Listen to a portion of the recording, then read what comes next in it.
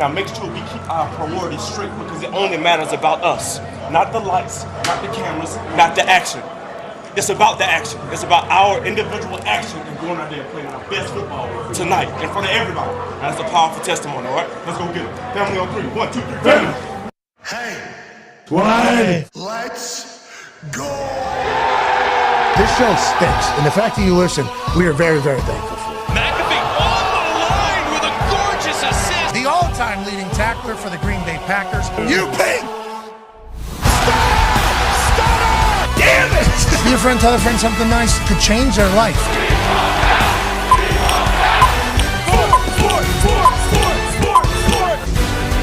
Hello, beautiful people, and welcome. Jump happening on this Feel Good Friday, November 22nd, 2024. Countdown starts now.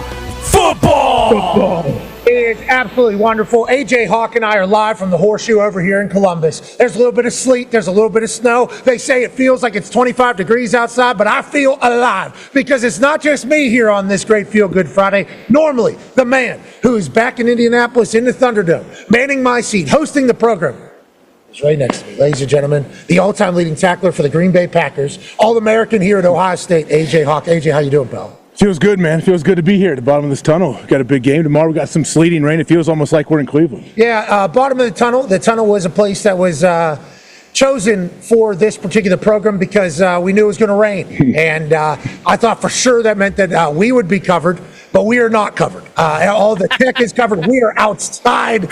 We are at the end of it because the echo in the tunnel, because it is tight quarters here, the echo in the tunnel was a little bit too wild. So we get a chance to take on Ohio as tomorrow the Indiana University Hoosier football team will step foot onto this field and try to do battle against the entire state of Ohio with college football playoff implications and precedents on the line. AJ, that line goes from 13.5 at one point to 10.5. I think it even hit 10 at some sports books. ESPN Bet has it at 10.5. What happened? What is going on? What is the news that we don't know about? Why 3 points just David Copperfield vanish over a week for this big-time game? Well, I would assume, obviously, Ohio State losing our All-American center has something to do with that line, right? No, that happened this morning. That line moved. What's going on, man? What do these people know that we don't know? Well, let's go back to the Thunderdome to one half of the Hammer. Dahn! Cowboys AP tone movement like this. What does this indicate? I tell you what, I did a lot of research on it this morning. AJ's right about the injury, but that injury happened earlier in the week, and the move didn't happen until all of yesterday. The money is on Indiana, 60%, but normally 60% wouldn't cause a 3-point line swing. Now it has gone back up to 10.5, 11 at some places. So to be honest, I don't know. I don't know if there's some huge money bettors coming in on Indiana. But no, 60% of the public is on Indiana was the only thing that I could potentially think of. Little ditty about Jack and Diane. John Mellencamp might be the betting man. He might have put the big money on Indiana, obviously pulling for the Bloomington boys coming in here to Columbus. Let's go to the toxic table at Boston Connor and at Ty Schmidt. Con man, I'll start with you, buddy. Do you feel an Indiana University Hoosier upset here in Columbus this weekend? Because if it does, all chaos is going to break loose in college football. Look, if I'm the Buckeyes, I'm worried. First of all, losing the center is huge, and we've talked about that D lineman, Kamara. He's a problem. He's got like 9.5 sacks. Losing the stalwart center that's been a stud. A.Q. Shipley said, he's going to win the Remington. If you're losing one of your best players, one of your best players on the offensive line especially, that's a massive loss. And look at the weather you guys are dealing with over there. Sleet, rain. There might be some snow. This is going to be one in the trenches, you could argue. So losing the best guy for the Buckeyes, I'd be worried. If I'm A.J. Hawk, I'm shitting my pants right now. I'm staring down the fact that I have to look at Ohio in the face and tell them, Indiana is no longer a basketball school. We got to remember that for next year. And we might have to remember that again in the playoffs. Because what happens if this becomes a rematch in the quarterfinals, in the semifinals? And then Indiana beats Ohio State twice. What are they going to do? Ohio might burn down. So I'm worried about the 10.5. Now, it creeping back up to 11 might suggest that, some shark put a ton of money on Indiana 13.5 so that they could kind of change that line. Then they put even more money on Ohio State at 10. But, I mean, that's neither here nor there. I think this is going to be a very close game. And with that rain and that center being out, I genuinely feel like the Buckeyes are shaking in their boots a little bit right now. Now, they might be shaking in their boots because it's so damn cold. That too. Let's talk about being cold in Ohio, in football weather in Ohio. Last night, AJ Hawk, we saw an instant classic on Thursday Night Football. AFC North football through and through. There's music now starting to play somewhere. Yes, sound check. I have no idea. It is a wonderful thing, but on Thursday Night Football, in a snowstorm, what are those things called? Snow globe? Snow globe, yeah. It looked like a snow globe. It did, actually. The Cleveland Browns, led by Jameis Winston, who kicked off our show with one of his most inspirational speeches yet. It's not about the lights. It's not about the camera. It's not about the action. But actually, it is about the action. So I think maybe he had a little slip up there, but the boys had a great time in the snow. And I'll tell you what, Myles Garrett just lit it up. Myles Garrett decided he was going to take over the game. And obviously, there had been a lot of hype about Myles Garrett, TJ Watt, who won Defensive Player of the Year last year. How happy was the other person that the other person won Defensive Player of the Year last year. And I had a chance to watch this guy take over a game last year in the Loud House. Once it starts, it seemingly doesn't stop. Once he senses a little blood in the water, that neckton mentality and shark of Myles Garrett is going to hunt out there. And that was fun to watch if you're a fan of old school football. If you're a Pittsburgh Steelers fan, though, I think you have to worry. Russ has a big night. Okay, I think he only had like 6 incompletions. He started the game perfect, 8-8 or 7-7. I think you had some splash plays from a lot of your offensive players. But in the end, you lose to a 3-8 Cleveland Brown team in a snowstorm, which you might have to do later in the year, especially if Buffalo is going to have a home playoff game or Kansas City is going to have a home playoff game. We all thought the Steelers would cover 3.5. Yeah. We both did. We thought it was a different year. Seems like it's maybe, is this the same old Steelers? Is that what the thought is after last I mean, night? see, if you saw, look, Russell's stats, 21-28 for 270 yards and a touchdown. If we told you that before the game, you're thinking, oh, Steelers absolutely rolled. And this is an offense that we know AQ Shipley does not like very much either. The offensive line, yeah. Yeah, he doesn't love the offensive line, but this Steelers team, I don't know. You always want to be explosive. You want to get plays over the top, which they do, though. Like the Steelers have done that, but for whatever reason, the Browns in this crazy way, like, was this one of those like destiny things? Like, hey, the Browns got to win because now I guess their owners are potentially pissed that everyone loves the outdoor snow because they want to build a dome somewhere else. So I'm thinking we definitely can't do that now because this was like a majestic night when they have the AI sidelines that act like they have plowed the hashes and the yard lines, which makes it kind of weird because guys' legs disappear at times. So AJ's first thing he said to me when I asked him if he saw the entire game last night, he said, I did, and I don't know if I like the fake yard lines because guys are losing their legs. Now, you just saw the guy's legs disappear, but it was nice to be able to see the yardages, and one of these games is in Steve Sable you think of whenever you see like the Lambeau, the frozen tundra, the old school football is immediately what you think of with these games. I, as a former punter, am a massive proponent of doming everywhere, okay? Dome it all. Let's have 70 degrees, no wind, perfect conditions, best team wins. That is how I've always talked about. I've always believed that way, and if they were to do that, I would not mind. But if you're a Cleveland Browns fan, and I know the conversation has been very, very loud about getting a dome as opposed to having this, you view that as an advantage, even against the Pittsburgh Steelers. Shirtless Clevelanders all over the stadium, drunk as hell, having the time of their life, you view that as an advantage. So congrats to the Browns on getting a big win. And if you're a Pittsburgh Steelers fan, do you just bury the ball and say, hey, it was a wild, crazy, snowy Thursday night? AP Tone, how are you guys viewing this entire thing? It was, we talked about it yesterday. We almost knew this was going to happen as a Steelers fan based on their Thursday night football record, their divisional record, their record after playing the Ravens, especially on a short week. And then they came out and it was just a myriad of mistakes from start to finish. It was just, in good news, and we are going to bury the ball and bury the tape because it was literally the worst game they could have possibly played. They couldn't convert on 3rd and 4th down. They took sacks. Jeez Louise. Man. 2 Every time. It started on the first drive, just like the sack to put it a 58-yard field goal for Boz, which he missed, obviously. And then drive 2, Fields comes out, and they have absolutely no idea what they're doing. You have offensive linemen running off the field. You have offensive linemen running on the field. They snap the ball with 1 second left on the clock, so the defense obviously knows when it's going to happen. They get blown up. The next drive, they get the sack strip from Myles Garrett. In the second half, they get blown up on 4th down again. it was just mistake after mistake after mistake. And then you get the touchdown. Yin's gone out tough. Yin's gone out tough by the Cleveland Browns. I mean, that's how it is. Well, we watched two different games on that. We did not get out tough. I can tell you that. On fourth downs? Right? What?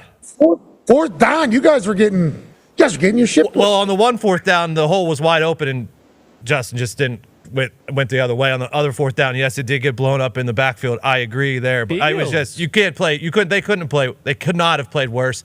And then they could have. I mean, they could have. It looks all right. On paper, it looked all right. No, they could not. They could not have played worse. I saw some good. Russ was completing balls in the middle of the sun. Like, this guy's throwing lasers. And then I actually thought there was a chance defense was going to get a turnover late. Yeah. Maybe a pick six, maybe a scoop and score. We're going to cover this thing. But I thought late. I thought we were going to cover. I'm like watching. I'm like, you should be happy, Tone. Steelers are going to make this whole thing happen. It's like, I thought they played good. Inevitably, you still lose. They get this. They get this. They go 3 and out, and then Corliss Waitman, who's been unbelievable all year, has a 15-yard punt. So just all areas just terrible. That side of the foot. I know they said that during it. It can just go off the side of your foot. Yeah. So it happened earlier in the game too. So we don't have a football here, but whenever you're punting, both of the guys last night lefties. So whenever you're punting the ball, okay, obviously you catch the snap, you're holding it. There is a moment of free fall. See that? Yep.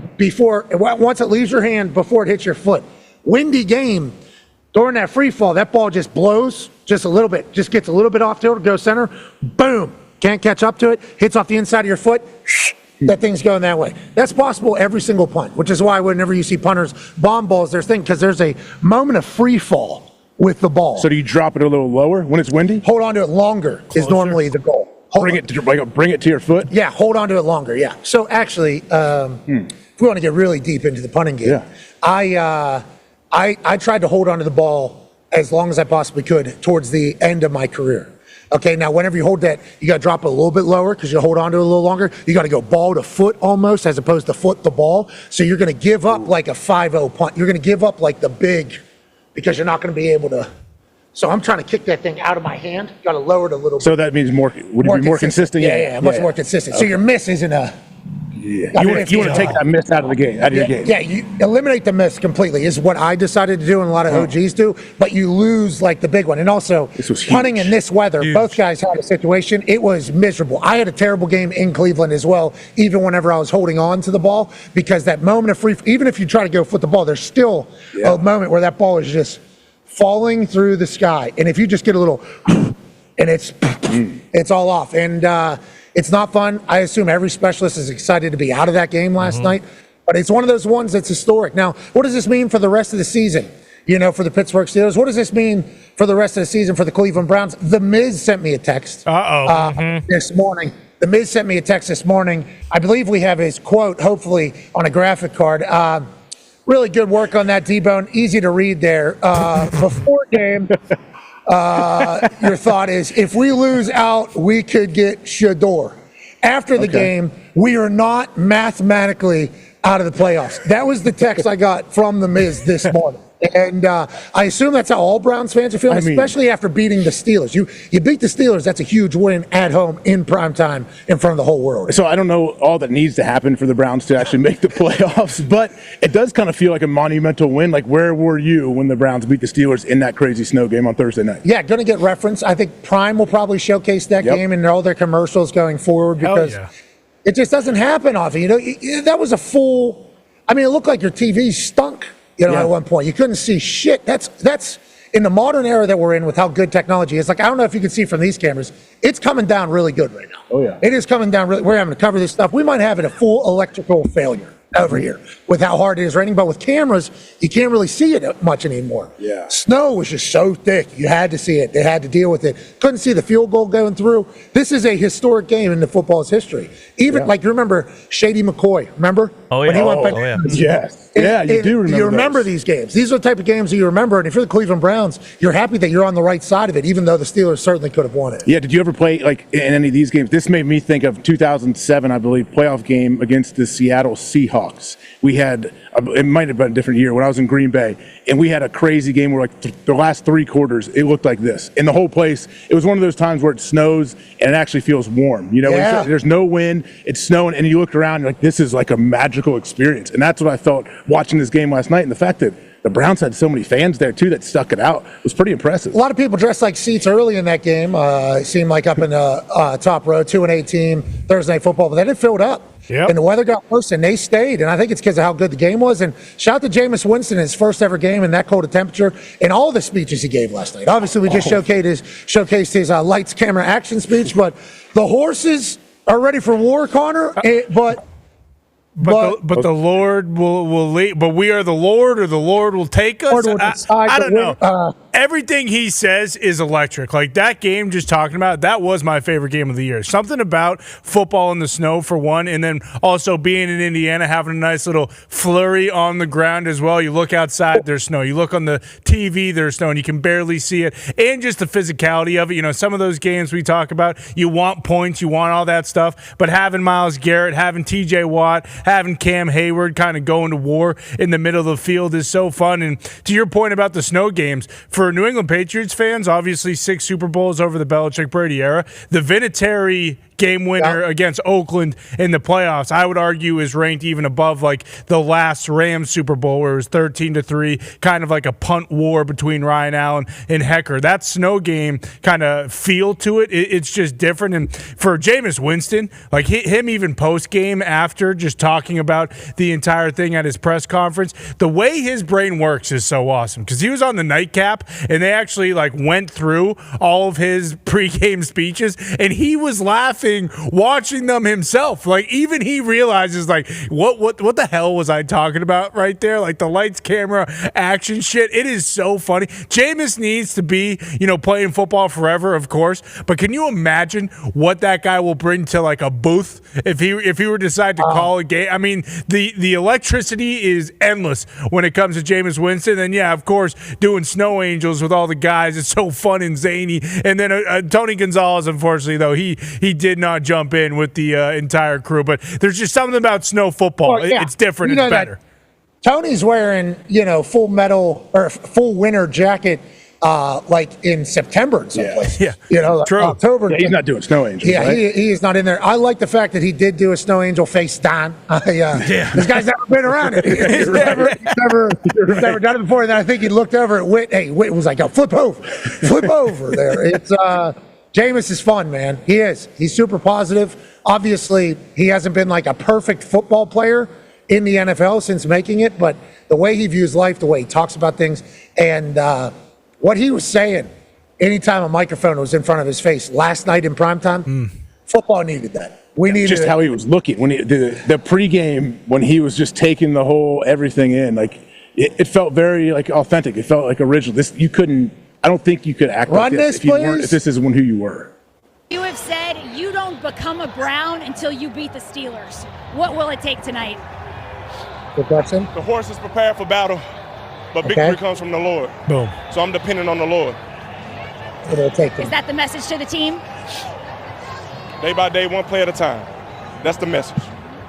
Weather conditions tonight. We're expecting winds up to 15 miles per hour in a wintry mix. How will that impact your ability to throw the ball? Yeah, it is. I'm so happy and grateful that the Lord has blessed me to play in some snow, to be in true football weather in Cleveland, Ohio, at Huntington Bank Field today to give him the glory. It's a beautiful day. Sure feels like you're playing in the AFC North. It is. That's it's magical. Thank you. Great interview by Kaylee. What a response there by Jameis. Just, hey, what's your mindset on everything? I think Tom Brady has talked multiple times about when they're in a situation, what his mindset is, how he has to view something. Like when they were down 28-3, I think the way he viewed it was an opportunity to do something that was special. When most people would say we're out, it's all in your mindset and your framing. For Jameis, he had heard everybody talking about, hey, this is the first time you're going to play in cold. You could tell that he had rehearsed that thought whenever she started asking that question. He's like, good question. Everybody wants to know.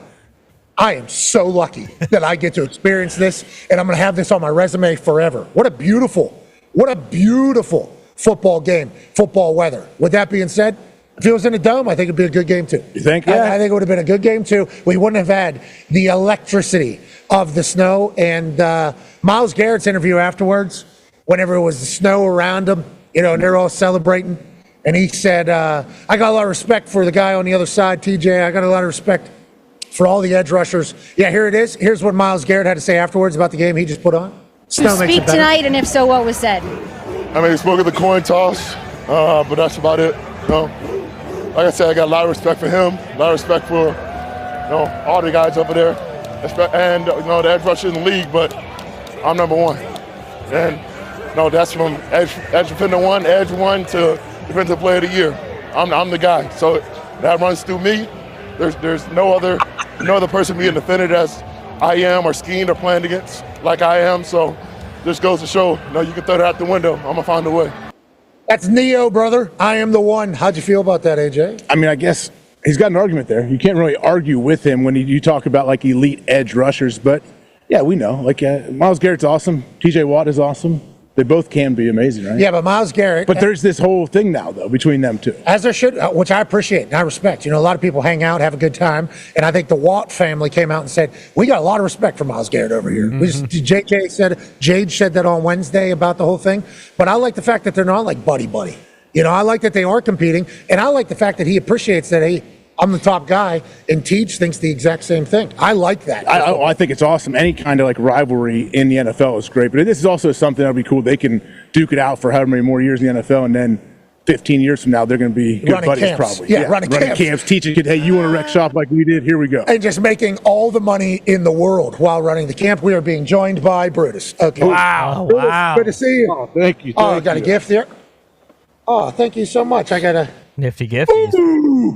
What? signed Funk. What is these things called? They're called something. Funko Pop.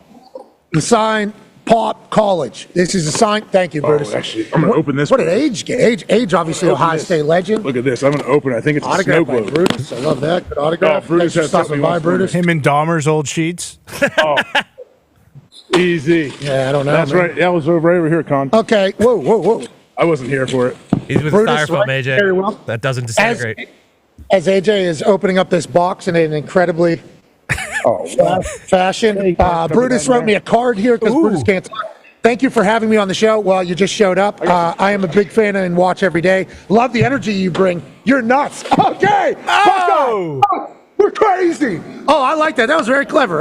Thank you very much for the fun and the photo. That is very, very kind of you, Brutus. What did you get, Age? Thank you. I got this snow. Look at. We were talking snow globe earlier. Oh, Age got a snow globe. Oh, Brutus one. Thank you, Brutus. Brutus. Sneaky devil. This guy's nuts. Crazy. Oh, man. This guy. Better be. This guy's. Look out for the Hoosier. Look out for the Hoosier, Brutus. So you have to get your head out of the way. Everybody else does it right over top. You can't do it. You can't do it with those arms. He's got those little arms. You can't do it. You can't. Wait. You just can't get there. Squeezed his head. Oh. You're Yeah, nuts, it's okay, Brutus. Con. Thank you, Brutus. Not Thank you, supposed to Brutus. do that. Yeah, that's smart. Yes. That's a smart Yes. idea. Keep them on your side. Yes. Hoosiers! Hoosiers! I don't want that. Brutus don't want to hear that. Thank you, Brutus. No, Brutus just did this. You couldn't see it off it. He did this. Wow. Yeah, Brutus just said you Uh-oh. stinky. Thank you, Brutus. Thank you. It's an honor. Thank you for the snow It's an honor globe. to get the funk thing. Pat, did you see AJ open that styrofoam? I mean, there's like styrofoam an absolute everywhere. barbarian. I was trying to rip it open quick when we're on a program here. We're doing a show. I was trying to pick up all the rest of this. Brutus has not left yet. Uh-oh, Brutus wants no an problem. autograph. Yes, no problem, Brutus. Yes. He wants Pat to sign one of his wrestling Do you tickets. want That's pretty sweet. That is very cool that he has one of those. Yeah. Yeah, you sign Sign mine. it. I'll do that for you, Brutus. Oh, That's pretty nice. sweet. Look at that. Show everybody what that is. Well, do we have multiple camera angles? Oh, yeah. Yeah. Three cameras. I see a Zito. Zito's cutting them back there. This is a Zito production today. In fact, we found this place to be able to do the show here is a modern miracle, isn't it? Brutus, this is for you. It's going to get ruined if it continues to get rained on. I didn't know Brutus's first name was Mark. Thank you. Thank you. Thank you, Brutus. There you go, Brutus. Bruce didn't have his ears in, but it was Mark good. Brutus. Thank you. All right. See ya. Thank you, guys. Mark Brutus. OH. I.O. There it is. It's abbreviated IO. That's what he does. He does two fists out and then does this number here. He's nuts. I didn't know that was the thing. Yeah, that was sweet. This guy's nuts. Yeah. I get it. Yeah. That's how Because it the is. Buckeye. Yeah. You know what else? Nut. You want to know what Poisonous else is nuts? nut. What? This guy gets $40 million a year to play quarterback. Uh-huh. Okay, because he played good for 5-7 games. Okay, Yeah. gets 40. They kicked the good guy off the team for it. Yeah, that's Okay, true. Then team revolves around him, doesn't have success. Is it his fault? Is it anybody else's fault? Who knows? Yeah. Then he gets benched. Then he's playing scout team safety. In like a one-day period. Then he gives one of the greatest speeches I've ever seen to fans from a player, legitimately. You could tell he took real time on that. Yeah. The words were phenomenal, I think. Took a lot of accountability, took a lot of ownership. Here's Daniel Jones, who has now been released from the New York Football Giants, addressing the New York Giants fans just yesterday. All right, wrote something down just to make sure I say it the right way. Let's see. The opportunity to play for the New York Giants was truly a dream come true, and I'm extremely grateful to the Mara and Tisch families for the chance to play here. The Giants are truly a first-class organization, and I have nothing but genuine respect and appreciation for the people who have built it and who helped carry on that tradition. I've met so many special people and created relationships that will truly last a lifetime. Thank you to all my teammates, coaches, and staff that have done so much for me these past 6 years. There have been some great times, but of course, we all wish there had been more of those. I take full responsibility for my part in not bringing more wins. No one wanted to win more games worse than me, and I gave everything I had on the field and in my preparation. Of course, this season has been disappointing for all, and of course, I wish I could have done more. I'm 100% accountable for my part. I did not play well enough consistently enough to help the team get the results. Really the reality of the NFL is it's hard to win games and requires consistent performance from everyone involved. We didn't do that well enough, so the idea to change something happens, and I understand. I love the game. I love being part of a team. I'm excited for the next opportunity and know that there's a lot of good football in front of me, and I'm excited about that. To all the fans, I have deep respect and appreciation for your passion and love for the Giants. The fans are a huge part of what makes playing for the Giants so special. Hell yeah. That's awesome. I think that was a phenomenal message. Legitimately. He buried himself in the middle of that thing, so you can tell that he's looked in the mirror and had some hard convos, which I think we all hope for from our professional athletes, our leaders. Daniel Jones, it's not him to blame that he was getting paid $40 million a year. It's obviously not him to blame that the entire organization isn't performing well, but I like the fact that he did take the blame. That's true leadership. I also like the fact that he said his football career will continue somewhere else. We've seen a lot of second berths, third berths from the quarterback position. Will he be one of those guys? TBD, obviously, but I have massive respect for the way he handled it. And now he is officially released from the Giants because he asked for his release after playing scout team safety for a day yesterday. Yeah, I would assume when he put those thoughts down on paper, he knew that he was going to ask for his release. But it's crazy how quick things can happen. Like, especially in football, we know it's not guaranteed contracts and everything, but he got plenty of guaranteed money. But the fact that you go from starting to, okay, you're playing scout team, you're the fourth team quarterback, and then you're asking for your release and you're gone. So now he can clear waivers, another team can sign him, right? Yes. This season. Yes, he can clear. I assume he will clear waivers because if he doesn't clear waivers, don't you pick up the contract? Right? Yeah, he'll clear waivers. Yeah, I would imagine. So I think he's going to clear waivers. Then he'll have the opportunity to kind of choose where he wants to go. Yep. And I assume there's going to be teams There's that a lot would of love teams that will want to sign him. to have Daniel Jones. I mean, Carson Wentz is the current backup for the Kansas City Chiefs. Yeah. So you want to talk about a tale that is pretty eerily similar in this particular facet, or you talk about it, it's like the Chiefs have Carson Wentz. I assume there's going to be a team that's going to want Daniel Jones. What are the teams that are floating around out there, Tone? What are the teams that are floating around for maybe Daniel Jones to be backup quarterback? Well, I mean, if you think off the top of your head, like teams that right now, not even like a backup, like is Daniel Jones better than Cooper Rush right now? Could he play for the Cowboys for the rest of the season? Could he play for the Raiders for the rest of the season? But we were actually talking this morning, and I'll let Ty take this one because he's got a nightmare scenario. Yeah, I don't know if it's actually going to happen in terms of the waiver process. I don't know how long it's going to take for it to clear, but when I heard this, all I could think is it's going to happen. I'm going to see Dan Jones donning a Niners jersey on Sunday at Lambeau, and with Shanahan, with the way he we know the kind of athlete he is. I think there's a chance he's wearing Niner red on Sunday and he slays the Packers. I really believe that. Okay, so let's talk about that because as you know, Tone, you were rolling through it about being a starter. I thought back to Brock Purdy is in the middle of something. Got hurt last week, and then I believe it came out that the MRI had a lot better result than they thought. He's going to come to practice, and then they'll see how it goes. But both Allen and the Pastronaut are ready and capable to go. If Hasby, it's like feels like this Brock Purdy thing was very real, and then this most recent one release of news. How do we How do we feel? I This is don't a feel massive great. question. You're mark. 5-5. The Niners are 5-5, and Brock Purdy didn't practice on Thursday, I believe. Did he miss practice? Yeah, and they said he will be back today, though, and we'll see how it goes. Which is that games? What is it? Do we know what it is? Shoulder. Man, see, that would scare me to death. Yeah, absolutely. Yeah, definitely. If I'm the Niners, especially in that NFC West, 6-4, 5-5, 5-5, 5-5. That's what the NFC West is. They are very, very, very much parity driven in the NFC West right now. Mm-hmm. The Niners, we thought were going to be the team that was going to go on and do it all, just like because that is what the Niners are. But now, last year we had to deal with Debo and Trent Williams getting hurt in the middle of the year. Yeah. Now here we are. They're not in as good of a spot. And Brock Purdy has a shoulder. That's not great news for the Niners. If you're a Niners fan, which I have become because I love the way they play football. They're dogs out there. At least they used to be. Now they don't have as much moxie and energy. Now, towards the end of the year, do they turn it up? We shall see. Do they play better football? But it's like, I don't know what the hell's going on over there with Brock Purdy. Connor, what is the conversation around Brock Purdy? This is problematic in my eyes, but is it gamesmanship? What do you think this is? Yeah, I'm not sure because they also had the quarterback Thursday press conference get moved to today, so it does seem very real. Not only Brock, I believe Trent Williams and Bosa also missed the Thursday practice too. So when you're talking about the most important players on that team, those are legitimately the top three. I, for one, am worried just because, the Dan Jones thing, but more so if Brandon Allen does come in, you got no tape on him. Shanahan might tell him hey, I'll tell you in your ear right now when and where to throw the damn football. Just listen to me. I'll take you home. But going to Lambeau, this is terrible, terrible news for the 49ers. And I'm shitting bricks if I'm a Niners fan. You didn't have Kittle last week. He is back this week. He said you get a chance to play the Packers. You are playing. But, you mentioned injuries. This year, too, Brandon Ayuk, that loss was major after paying him, and he finally got going. And then, he gets, hurt for the year. And then, of course, the Debo Samuel Table Peppa kind of sideline, interaction. That caused a little, tussle on the sideline. Just the vibes from the Niners. We're so used to the What's the name?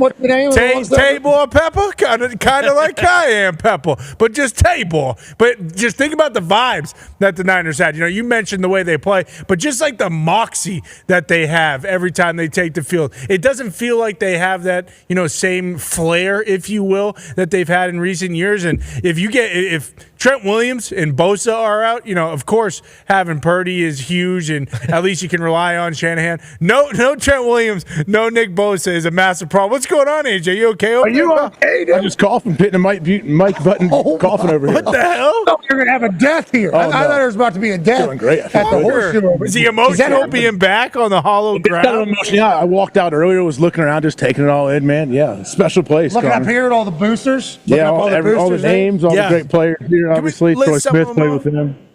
How many boosters? I think there's one big one. There's a bunch here. One big one. A bunch of great, generous people. Yeah, well, I don't know about great. Very, very, very. It's hard to narrow down to one.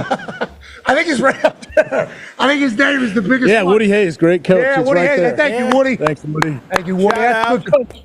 That's good coach. He created a lot of. Woody was a great coach. Tressel as well, Urban Meyer. I mean, there's a lineage of great coaches here, and that's why the pressure on Ryan Day is so damn high. He'll be joining us anywhere between 7 to 15 minutes from now. Nice. Hell yeah. I think. Now, we might have another Brian Kelly situation. Where 12, you remember? Yeah, and it's like, bud. Yeah, sure. When do you need me back? Like 12, 14 minutes. Okay, Things haven't cool. gone well for BK since then. I know. I feel like it's potentially our. That's a huge deal up there in Michigan. Yep. Huge deal. Shout out to college football recruiting news yesterday being awesome. We were so lucky that Juju Lewis decided to do that on our program, and obviously they're getting a good one out there in Colorado. And I think you heard a lot of Colorado fans say, "Oh, so is Coach Prime going to coach the Cowboys now? Is that what everybody?" Oh, shut up! Is basically what the Colorado Buffalo fans are saying, and then. I saw the reaction from the haters, of which there are many, and seemingly always will be. They were saying this kid's going to have to change his commitment whenever Prime gets a head coaching job at the Cowboys. So I don't know if Julian Lewis, who is the number 2 overall ESPN ranked recruit coming out of the 2025 class, he was the number. I learned a little bit more. I talked to Pete Thamel after our conversation yesterday. I apologize for not staying up on all the recruiting news. that's on me. But I guess he was the 2026 number 1 overall recruit. They reclassified to 2025. So then they just put him at 2, basically. They're like, all right, because we already got number 1, and Underwood is his name, and I guess he is. Hey, he is worthy of. Where's he going? Michigan. 4 years, $10.5 million allegedly. 4 years, $10.5 million allegedly is the deal that he signed. Now, the goal was never to be there for 4 years. Obviously, 3 years to be able to make it to the NFL is the goal, I think, for most guys. Now, granted, with the NIL, especially this particular deal being way more than what any deal that I've ever heard of for a player being allegedly reported by On3. I think Portnoy's a part of that too. I think he was a. I'm sick of seeing our team not have a quarterback guy, which this is the new world we're in, and you can do that. So shout out to Michigan stepping up in a massive way and getting this dude. But he is a freak. I guess he's very good. Yesterday I was saying, if Julian Lewis is number 2 guy, I don't know who the hell the number 1 guy is.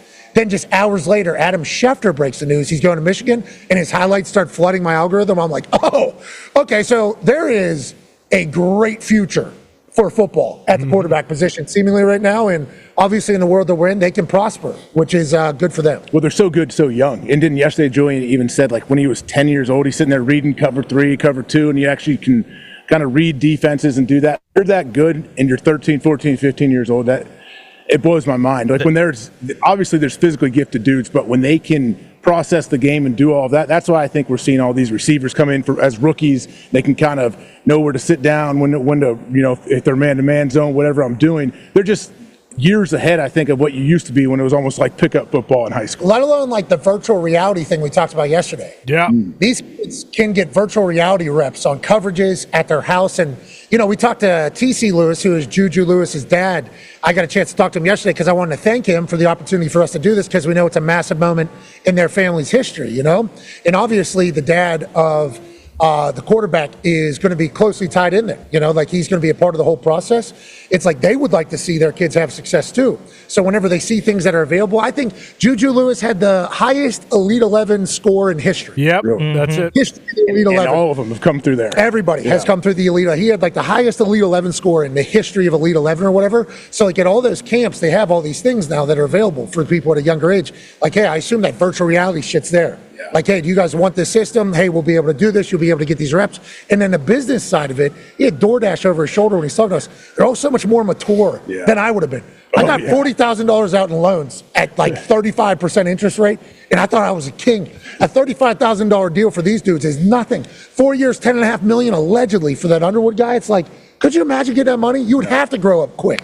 Because all of a sudden you're the breadwinner. Oh, you're for your whole family. And then if you do, the guys that can come through that and get paid when they're young and get, because, hey, like, look at all the expectations you have on these kids. I always get worried not worried, but I'm like, okay, like, I hope they can handle it. If you could handle all that NIL money early, all those expectations, and then you can get drafted in the NFL and you can actually perform, like, more power to you, because that is a tough, obviously it's heavy. Awesome. It's great, but it's heavy. There's so much responsibility at a young age where you realize, hey, a lot of people are counting on me. Like, how I play in the field affects a lot of different people. What's up, Tone? The fun fact about it, obviously, Juju Lewis, 5-star, 99 overall grade. He goes to Colorado. Underwood going to Michigan. And then there was 3 5-star, 99 overall quarterbacks in that class.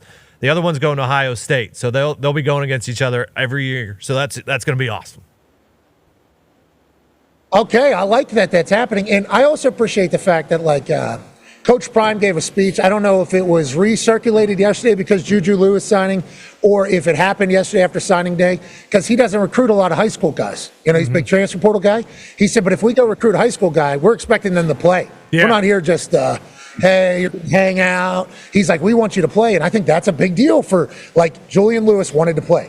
He said that, right? He said, I want a place where I can opportunity to play right away and I can compete. And that's why it's perfect timing, with the Shador leaving, passing the keys. Michigan, same exact situation here for Underwood. It's hey, they don't have a quarterback, haven't had a quarterback. They've played 4 quarterbacks. One of the quarterbacks they played twice, and one quarterback retired this year. So it's like they're going to spots, and it's like you're representing this university. Like, Juju's like, all right, I'm going to go represent Colorado. And then Underwood's like, all right, I'm going to go represent Michigan. Yeah. And then this kid's coming into Ohio State like, all right. And it's like you take these high school rivalries amongst each other, and now it's going to the biggest stage. And if they can perform, college football is much better, much quicker because of it. We're incredibly lucky to be joined. Ladies, can he get ears? Do we have ears? We got ears? He's got ears in? Ladies and gentlemen, joining us now. You want to talk about pressure on a guy? Jesus Christ. Man. Couldn't even fathom the day-to-day. The fact that he's willing to come stand out here in the rain in his stadium. Ladies and gentlemen, head coach of the Buckeyes, Ron Day. Yeah, coach. Great. God, you look so good. We're going to try not to ruin it with this rain. Thank you for joining us. You look good in the hoodie, man. Thank you. So our honor defend, I just learned about this. It's like merch that goes towards, I think you're right in a camera. I mean, I couldn't. It's all right. You look good. The back of your head was phenomenal. Cool. That was all time. It was a phenomenal back of your head. We'll just call him D going forward. Yeah. So our honor defend, I guess this is merch that the funds go towards military scholarships here at Ohio State. It's a beautiful thing. I love what you guys do here. Yeah. Speaking of that, massive game tomorrow, the Indiana Hoosiers.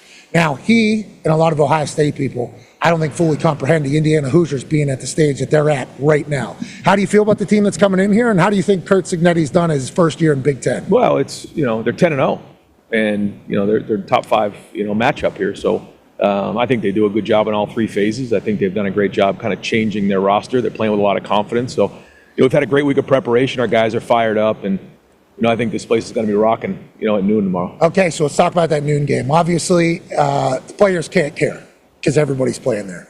You can't care because both teams are playing at that time.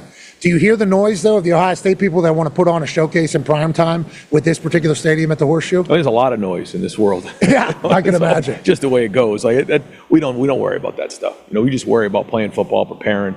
It doesn't matter where we play. Last week we played at Wrigley at 11 a.m. local time, and that was good. We made that work. We're gonna make whatever time works. It doesn't matter. So at some point they got to put the football down, and we'll be ready to play. Well, that's because you guys draw eyeballs, and that's a credit to what you have built here. Go ahead, AJ. I know, obviously, with some injuries, you guys have shuffled around the offensive line in season. I know you've already answered it multiple times, but how is that? Like, how do you feel going in? Obviously, you're going to have to feel good, but how much work can you get in when you have to shift positions, especially offensive linemen, to kind of keep that cohesive unit? Well, when it happened before the Penn State game, we had to move Donovan to left tackle, and that was a change in position. So now we're going to move Carson to center, we're moving Austin to guard, but these guys have played. Carson's played 12 games at center. Austin's played. He was there when Donovan was down early in the week, or early in the year. So these guys have done it before. A different challenge for sure, and we'll have to see how it's going on early on. But they've had a good week of practice, a lot of energy.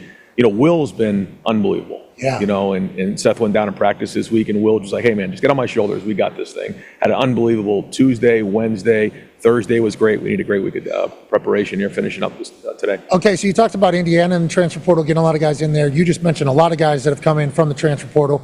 Seth goes down. You got Will, Caleb Downs on the defensive side. How has it been gelling your culture with guys that are transferring in who are big-time pillars of this particular team? Yeah, here AJ knows this has been going on a long time here at Ohio State. The stadium's been here over 100 years. I actually read an article that was written 75 years ago just this week about what it was like back then. It hasn't changed all that much. College football's changed a lot, but it's also not changed here in Ohio and Columbus. And so there's a culture that's here already, and you're going to add some pieces in, but you have to continue to develop what you have. And I think the biggest thing for us, a lot of people talked about our roster and what we did in the offseason and everything like that, but it was really just keeping guys here. The one thing we've learned about the marketability of our players and Ohio State football players is that they're marketable. They have high value, and so we had to retain the guys to stay to come back. That was a huge part of it, and then we added a few pieces in, and they've been big pieces for us. But the culture's here; it's strong, and that starts in recruiting and making sure guys want to be at Ohio State for the right reason. I want to let you know, a big conversation early, and I was a part of it, so you can certainly say, hey, dipshit, you were a part of it. Everybody was talking about the amount of money that was spent on your roster. Yeah, I did say that. Yeah, you should have. You should have. It's a lot. A lot of people are saying it, especially in Indianapolis. We'll get to that later. Sure. But in this particular, then as I go through the season, I start traveling around college.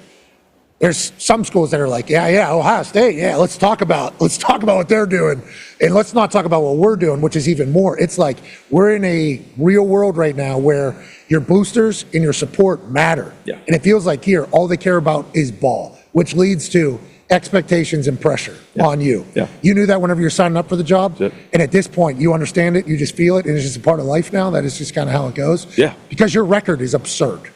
Your record is absurd, and we've talked about it. If you happen to lose a game, the entire state of Ohio is ready to burn down.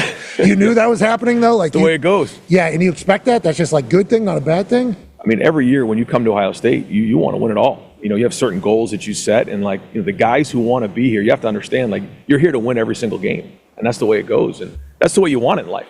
You don't want it any other way. Yeah, you're right. I mean, and again, I had this article that I read, and it was just talking about how some people wrestle alligators, some people chew on razor blades, some people want to go to Ohio State and play football because that's just what they want to do. They want to be in the Tigers' den, and that's what tomorrow's going to be like. And I think this crowd is going to come in tomorrow and have that edge about them. This is a top 5 matchup. This is our third top 5 matchup this year, and we got this one at home, and I know this crowd's going to be fired up. No, I heard the Big Ten schedules weren't that good. That's what I heard. Yeah. AP Tone back in Indianapolis. Question for you. Yeah, Coach. Obviously, everyone talks about your weapons. One of the best wide receiver rooms in the country. One of the best running back rooms in the country. Will Howard's unbelievable. So when you're, I don't know how much you script out the beginning of the game or whatever. Do you just say hey, we're gonna have Quinshon go off this week, or we're gonna have Jeremiah Smith, which has basically been every week? How do you? They always say there's only one ball. So how do you deal with that on the offensive side? Well, I think the first thing is that you have to have a team and a group of guys that are unselfish, that they're not worried about their touches.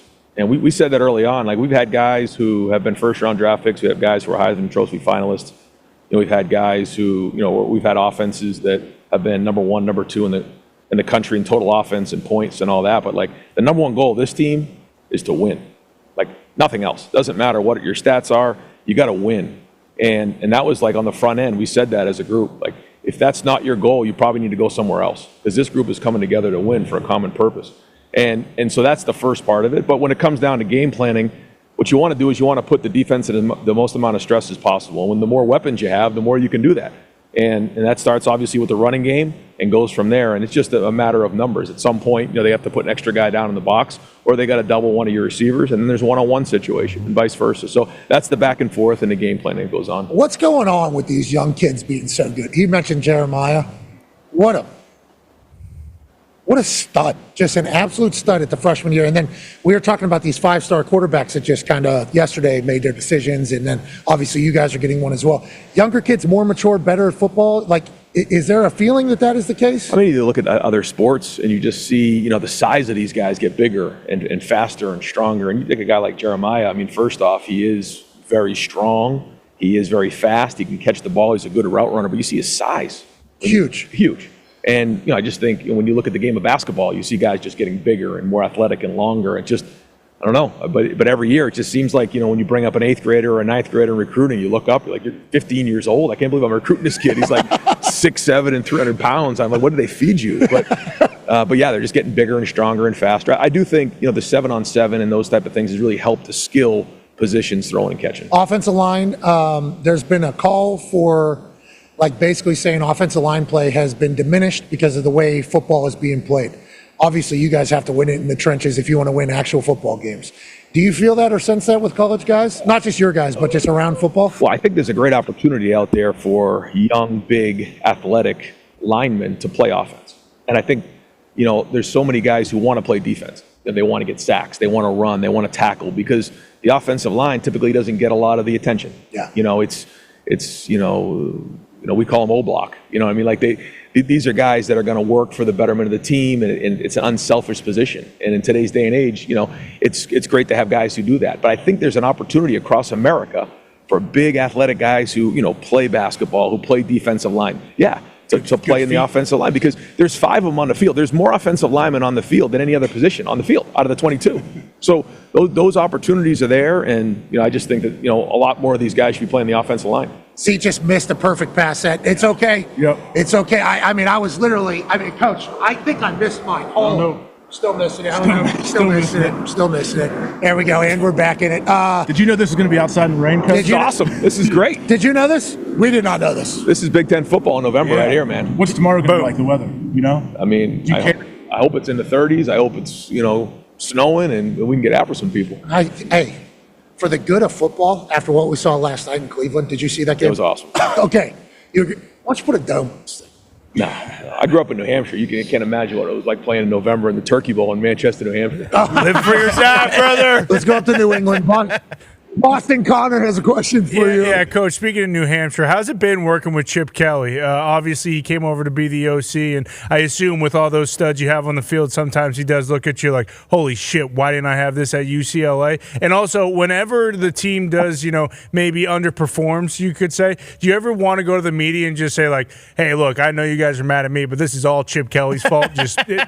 I'm not the one doing this. It's Chip's fault. Stop yelling at me.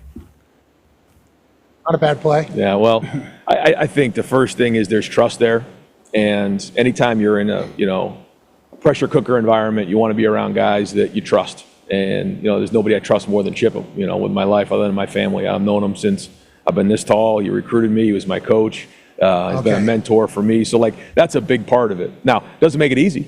What we do every day, it's you're chasing the top 1%, and. But I just think that you can have an argument, you can go through things, but at the end of the day, you got your arm around each other because you're working for the same goal. I think he's done an unbelievable job of coming in, working with what we have. I think the offensive staff has great chemistry. I think the guys on offense really respect the way he's come in and added new things, but also incorporated things that we've done here in the past. And so, we got to be at our best here now. A few weeks ago, I think the big discussion was Chip Kelly was able to put away his pride because he likes to run that hurry-up stuff, and you don't know if everybody's going to be in the exact position for success with that. Chip Kelly has realized we got a lot of weapons. Let's do our shit. We don't need to rush it. It's been beautiful to watch it all come together.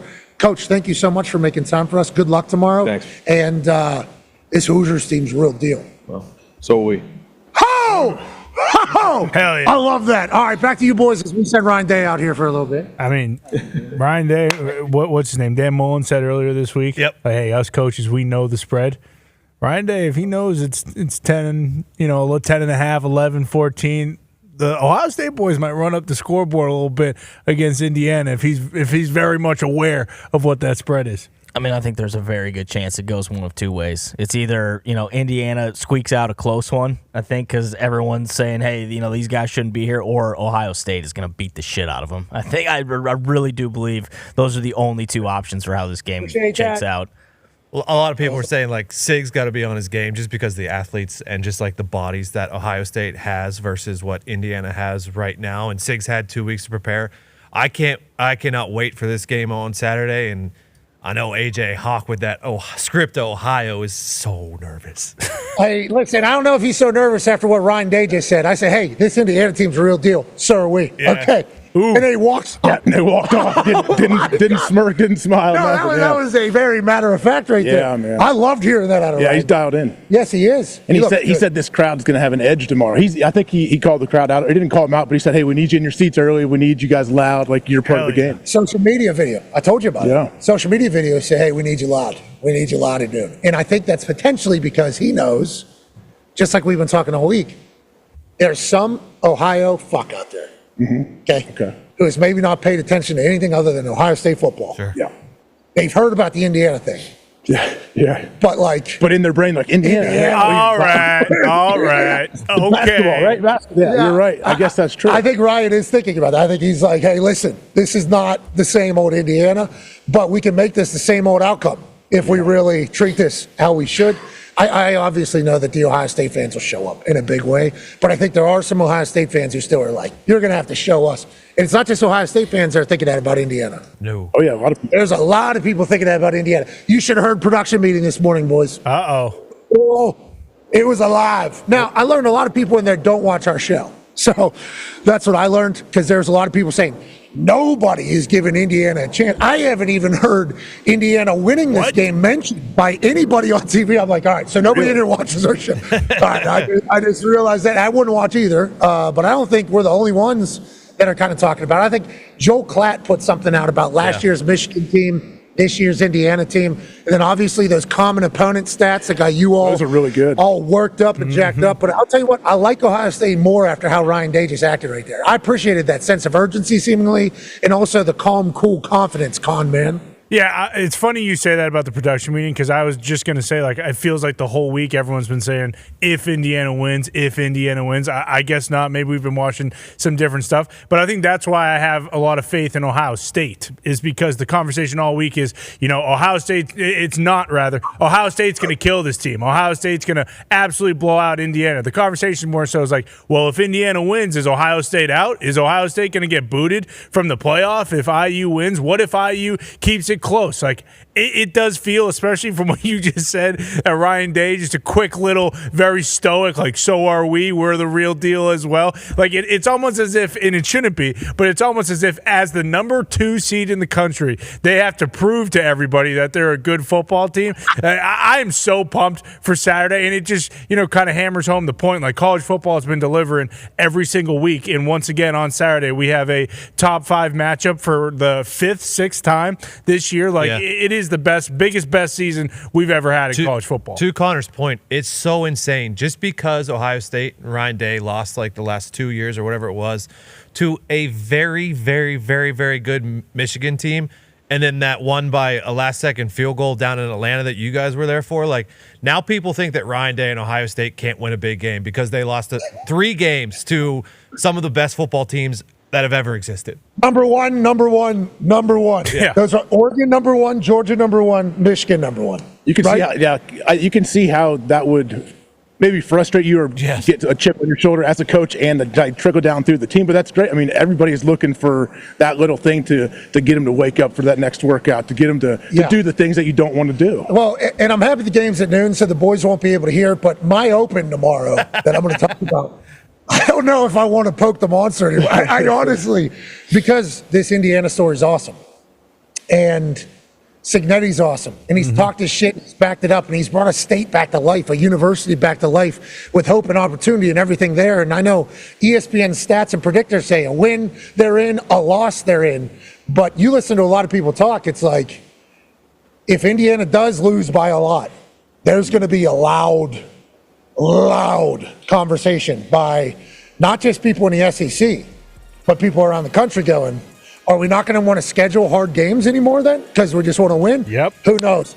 Hour 1 just wrapped up. Hour 2 on the other side should be a good time. Nick Saban will join us. Somebody should tell him we're outside. Somebody should tell him that we are not covered. And the show rolls on. We can't thank you enough for allowing us to do this. Be a friend. Tell a friend something nice. It might change their life. See you on the other side. A crowd of about 30 people moving through the back end of the business field here. And in the middle of it is this black Samoan man who has become the most famous human on earth. Great guy. Ladies and gentlemen, the GOAT, Dwayne The Rock Johnson. Yeah.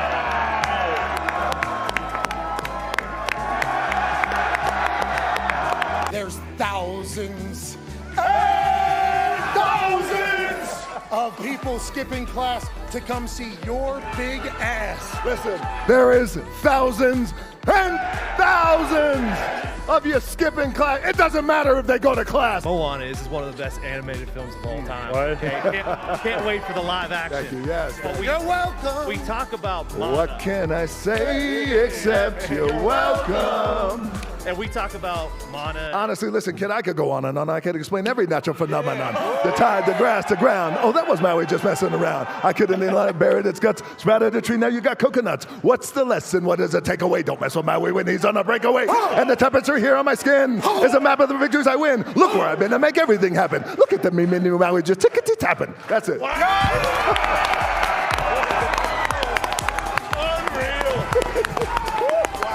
Still got it. On the Samoan side, Polynesian side, we have a word called mana. Mana is spirit. Mana is power. Mana comes from in here. It's the thing that gives you goosebumps. It's that thing you feel. It's that thing when I walked out and we felt this thing. This is mana. This is mana. It's very, very, very real, and you could feel it. Mwah. Little things like I don't get driven anywhere. I don't want to get driven anywhere. I don't like chauffeurs. Keeps me in my way, just a little grounded. Like I could drive myself everywhere and not telling some guy, hey, take me here, take me there. That is something I'm going to start saying, like, yeah. Because when they open your door, you feel so bad. I can open my own door, dude. They're trying to be courteous. It's their job. But also, the day I stop opening my own door is the day I become a big old bitch. Here we go. That's a big cup.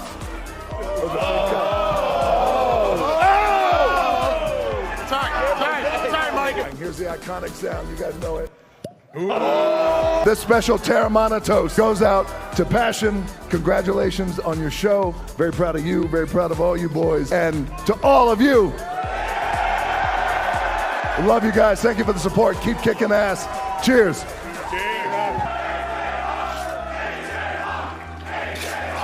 In my world, when I sit down and we're talking about movies and all this other shit, it's never this. It's never this, back with the boys, and you. So I appreciate it, and this one's to you. Thank you, boys. See you, pal. Cheers. Thank you. All right, we're going to take a 5-minute break here. Oh, hold on, one more. If you smell what? The following program is a collection of stooges talking about happenings in the sports world. It is meant to be comedic informative. The opinions expressed on this show do not necessarily reflect the beliefs of their peers, their boss, or ESPN. There may be some cuss words because that's how humans in the real world talk. If you are young, please seek permission before watching any further. Hey, let's go. This show stinks, and the fact that you listen, we are very, very thankful for. McAfee on the line with a gorgeous assist. The all-time leading tackler for the Green Bay Packers. You pink! Damn it! Be a friend, tell a friend something nice could change their life.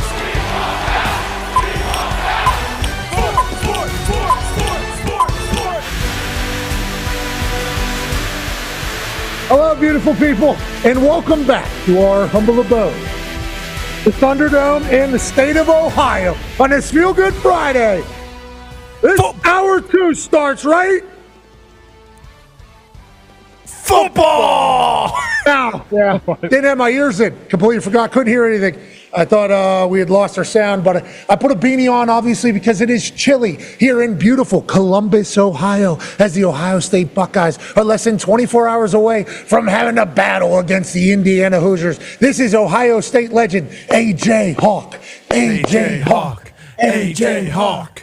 A.J. Hawk. A.J. Hawk.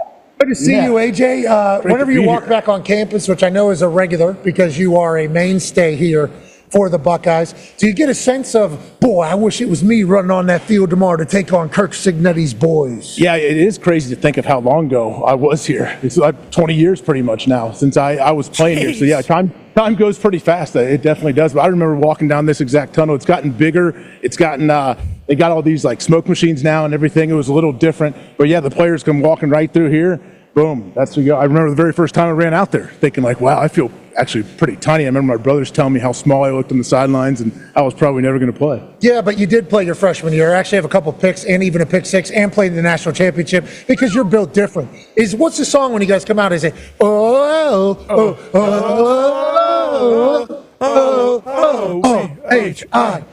No, it's the band. It's the band now. You know, the band plays us out. What is it? What's it sound like? I don't know. You have to pull it up. Pull it up. That's Notre Dame. Not Michigan or Notre Dame. It's Notre Dame. Everybody's got their own. Ohio State's the best, the best damn band in the land. What is it? What is it though? What do you mean? It's the fight song. What is it? I don't know. I can't. I'm not. I'm not in a position right here. Oh, you don't know. This guy doesn't watch the Bucks. Cut his tree down. Don't you have a tree here on campus? Somewhere, yeah, it is. Why is that? When you become an All-American, they plant a Buckeye tree. I do not know, Ty. They moved Buckeye Grove, as they call it. It used to be right back here. Now it is somewhere over by the Fawcett You haven't Center. even visited your tree? Oh, I've never seen the tree. Actually, I saw pictures of it, though. Despicable. Come on, man. Not even on Arbor Day? No, not even on Arbor Day. Unbelievable. Let's go to the Toxic Table at Boston Connor, at Ty Schmidt.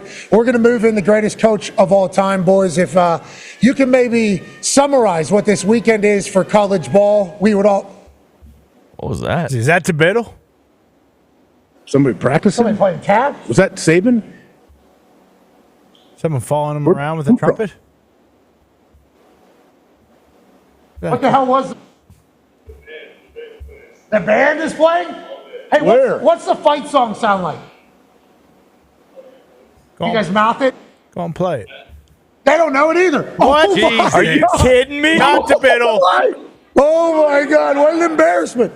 What's it sound like? Do you even know what it sounds like? Oh, these guys suck. Oh my God. AP Tone, one half of the Hammer. Dahn.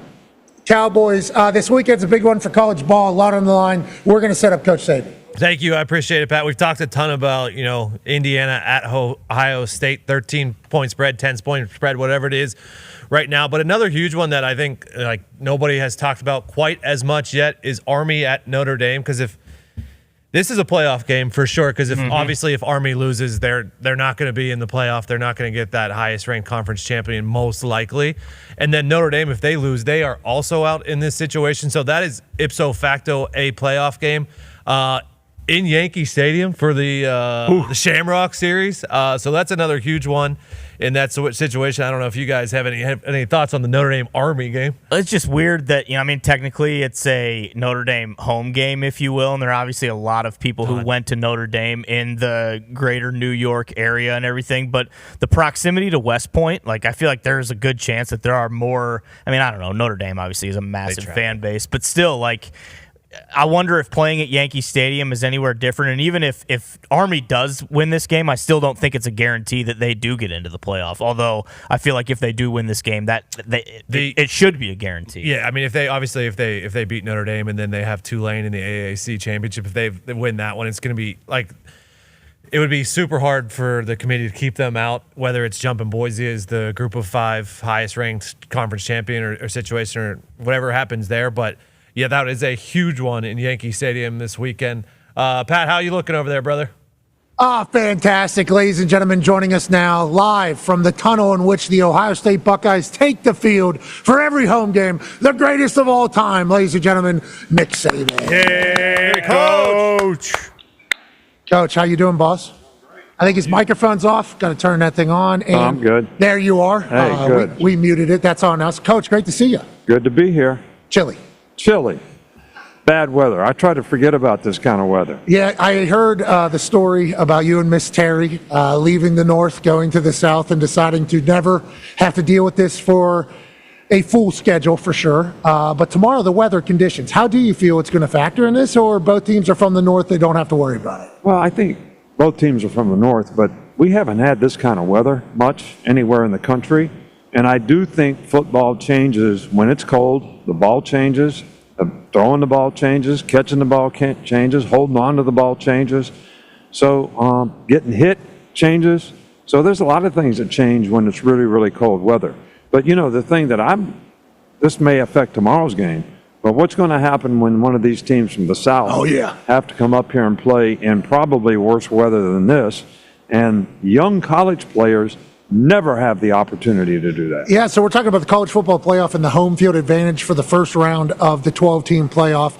There was a lot of discussion about this during our production meeting this morning. That was awesome. I'm so lucky to be a part of it.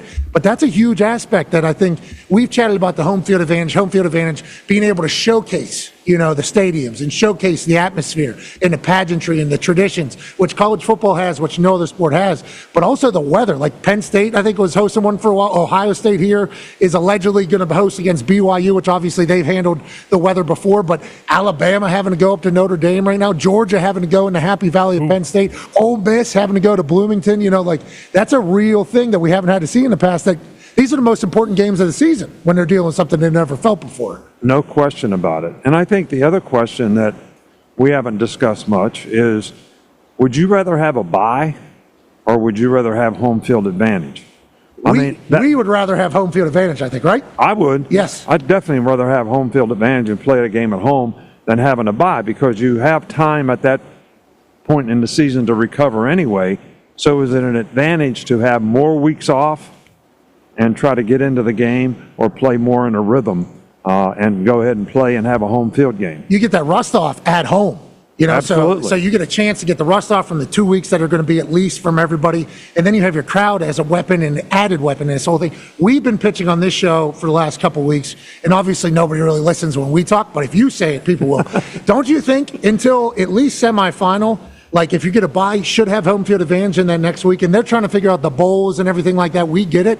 Put the bowls in these places. You could just No question. I don't want to say name them that, but you could just take these bowls and make them the semifinal, quarterfinal game, first round game, everything like that. Yeah, I think in college football, especially with the big stadiums in the Big Ten and the SEC and all over the country, really, having a game at home is a huge advantage. And if you're a higher ranked team, that should be something that you are able to take advantage of.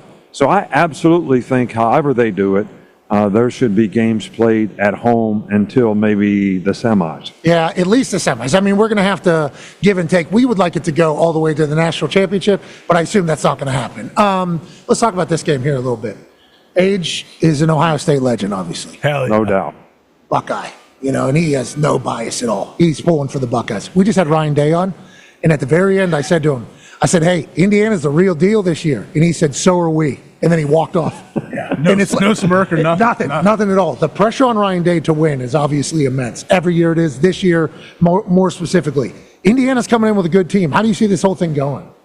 Well, I think Indiana does have a really good team. Probably a better team than what people think, because you always think of the brand. Yeah. Like you always think Ohio State, Michigan. You don't really think Ohio State, Indiana. and that'll be something that the Ohio State players have to really comprehend from a psychological standpoint, that these guys are a pretty good team.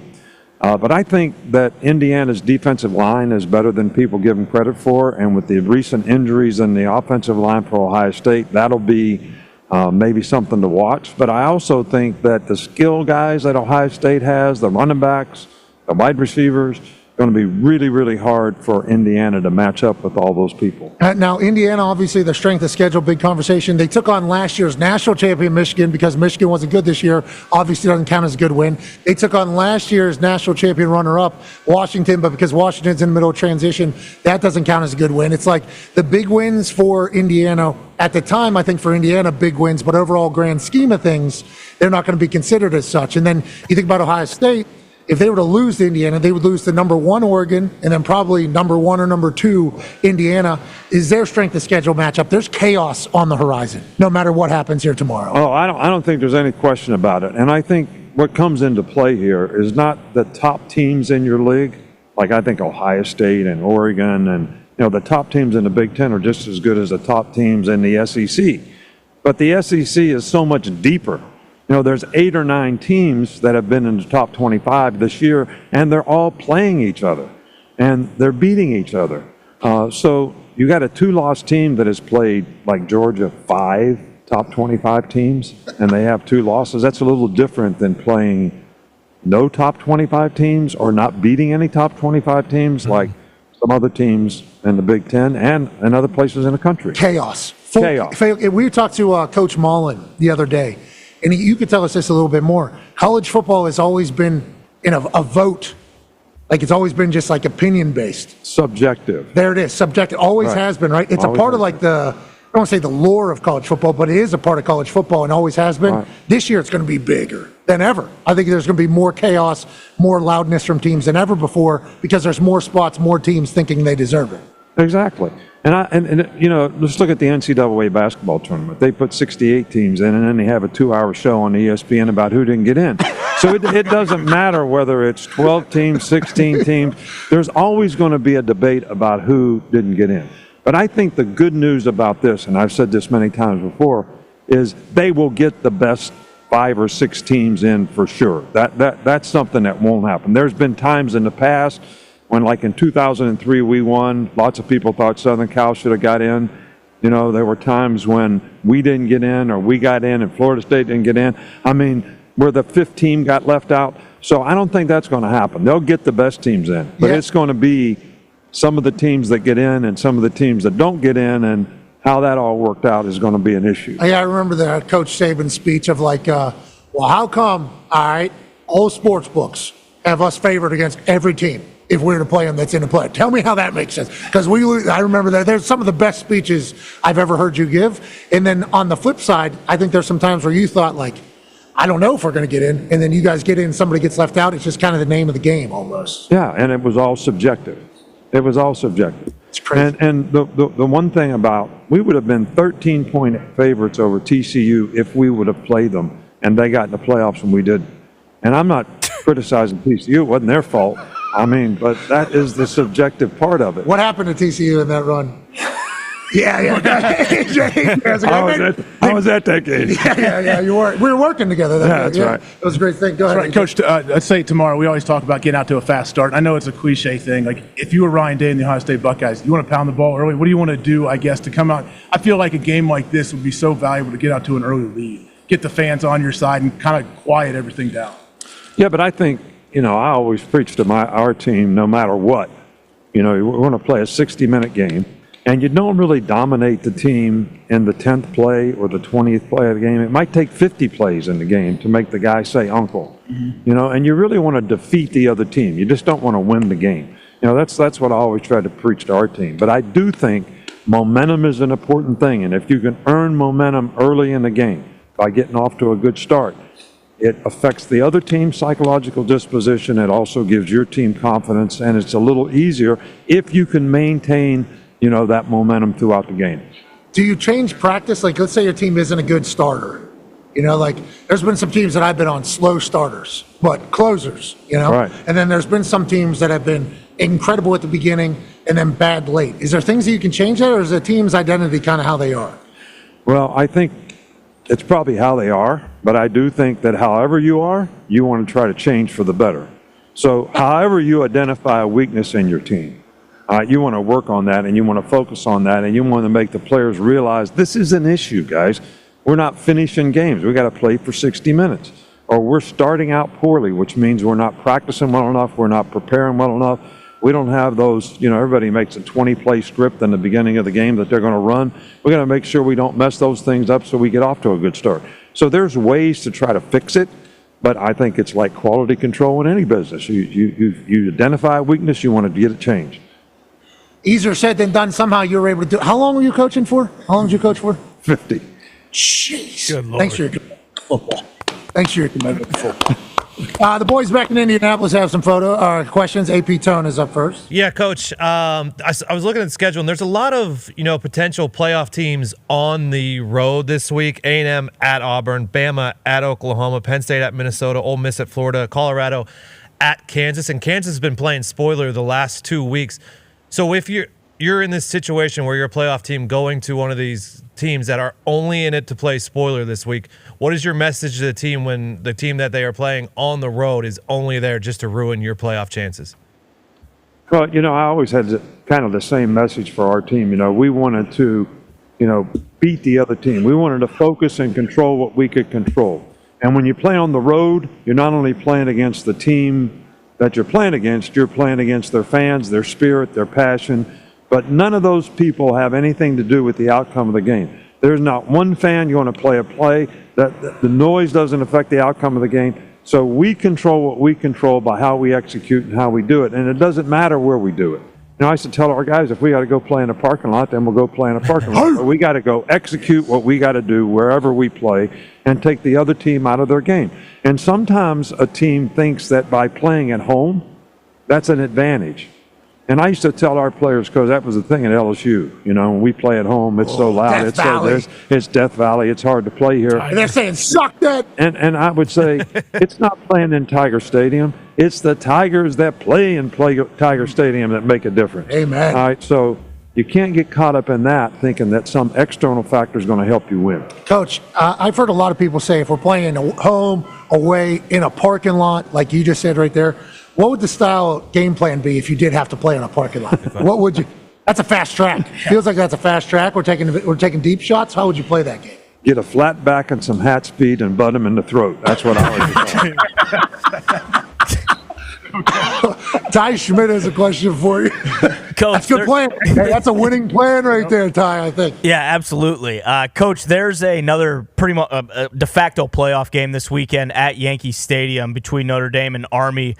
Now, Army plays a little bit different, I think, than typical service academies, but do you think it's an advantage to play a service academy this late in the season when you have a full season's worth of tape and it's not like when you play them early on and you have no idea what they're going to do because they play so much differently than your typical opponent?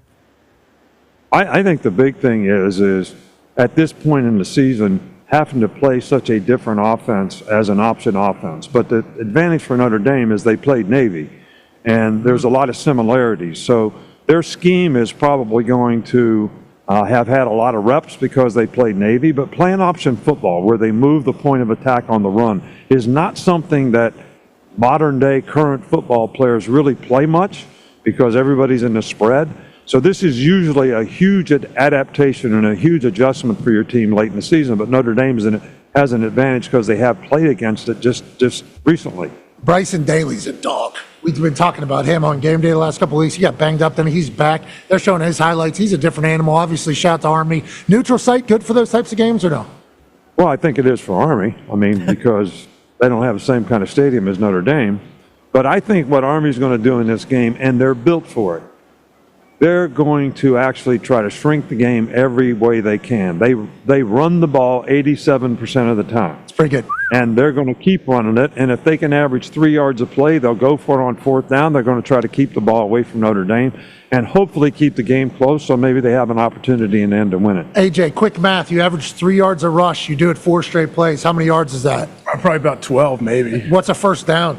10. Oh, my God. That's successful football. That is winning football. 3.5 yards in a cloud of dust. That's Woody Hayes. I had to tell Pat about the greatness of Woody Hayes. No, he did not. Paths with Woody? Yeah, absolutely. When I coached here, I had 3 different occasions where I heard Woody either speak or sit down and talk to him, have lunch with him or whatever. And I was always fascinated by the wisdom. You know, like I always tell the story when Michigan was #1 when I was here in 1981, I think. And we had lost 2 games and they were #1 in the country. We're like 17-point underdogs. We're going up there to play. And Woody comes to the senior tackle and gives a speech, the best speech I ever heard. He said, there can be no great victories without tremendous adversity. And he takes us going to Michigan to play with all these obstacles that we have to overcome and compares it to the War in the Pacific. It's the greatest military victory of all time. And the reason for that is because of Pearl Harbor. So, and then he says, well, you guys have all these obstacles. You're 17-point underdogs. You're playing on the road. There's 110,000 people against you. The weather's bad. It's snowing. It's cold. This is the greatest opportunity in the world for a great victory. And we went from having a negative attitude to, oh man, we got a chance to have a great victory. And we won. We won 14-9. It was a great game, one of my best memories. And then I was jumping up and down in the locker room after the game saying, we finally arrived. We're a young team. We could beat anybody in the country now. And Woody comes walking in and he says, I'm glad we don't have a game next week. And I'm like, what's up with this guy? He said, we played ass over tea kettle today. They had a team in the country would beat next week. So we wasted it all. When I say wisdom, that's what I mean by wisdom. That's how we feel whenever you talk now. Obviously, the GOAT in this entire game, and the game has changed. Just yesterday, we had Julian Juju Lewis on the show. He was committed to USC. Sunday, he decommits to USC. Yesterday, he commits to Colorado. Right. He was the #1 recruit of the 2026 class. He reclassifies into the 2025 class. I think he had to academically test out of some classes, so obviously incredibly intelligent. Bryce Underwood yesterday, I believe is his name. He commits to Michigan yesterday with a alleged 4-year, $10.5 million deal. When Juju did it, he had a DoorDash bag over his shoulder.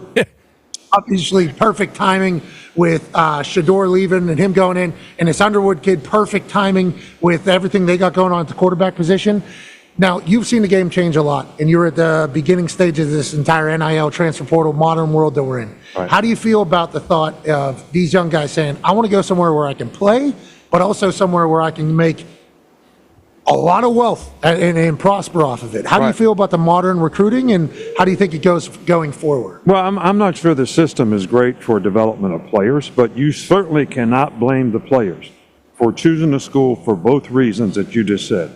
Somewhere where I can play, and if the system allows me to do it, and I'm a free agent, even in high school, to make a decision about where I want to go to school, why not take advantage of it? Now, do I think that's a college experience that we all, sort of had the opportunity to go through and develop and mature,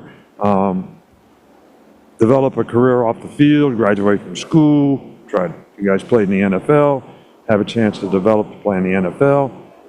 maybe not the best model for that, but it is certainly the best model for these guys to take advantage of right now because it is the rules and you can't blame them for taking advantage of it. Yeah, and I don't think you're saying these two guys in this particular case. You're just talking about as a whole. What everybody's looking for is this and this potentially. Now, obviously, Coach Prime over there in Colorado, Showcase, can get a quarterback to the NFL, can get people to the Heisman. Michigan has obviously done the same thing. But this is a national thing, I think, is what you were chatting about, not just... Exactly, yes. but I'm specifically saying these two guys did that. Yes. Where can I play and how can I enhance my future the best in terms of how much people are willing to invest in me? You're not making a lot of NIL money if you're not playing. That was kind of brought to my attention yesterday. I think Pete Thamel said that to me yesterday. Do you boys remember? Yeah. Mm-hmm. Pete said, you think about these NIL deals. Right. Like, obviously, if you're Arch Manning, you're still going to get paid if you're not playing because you're a Manning and you do even need the money because you come from a well-off family.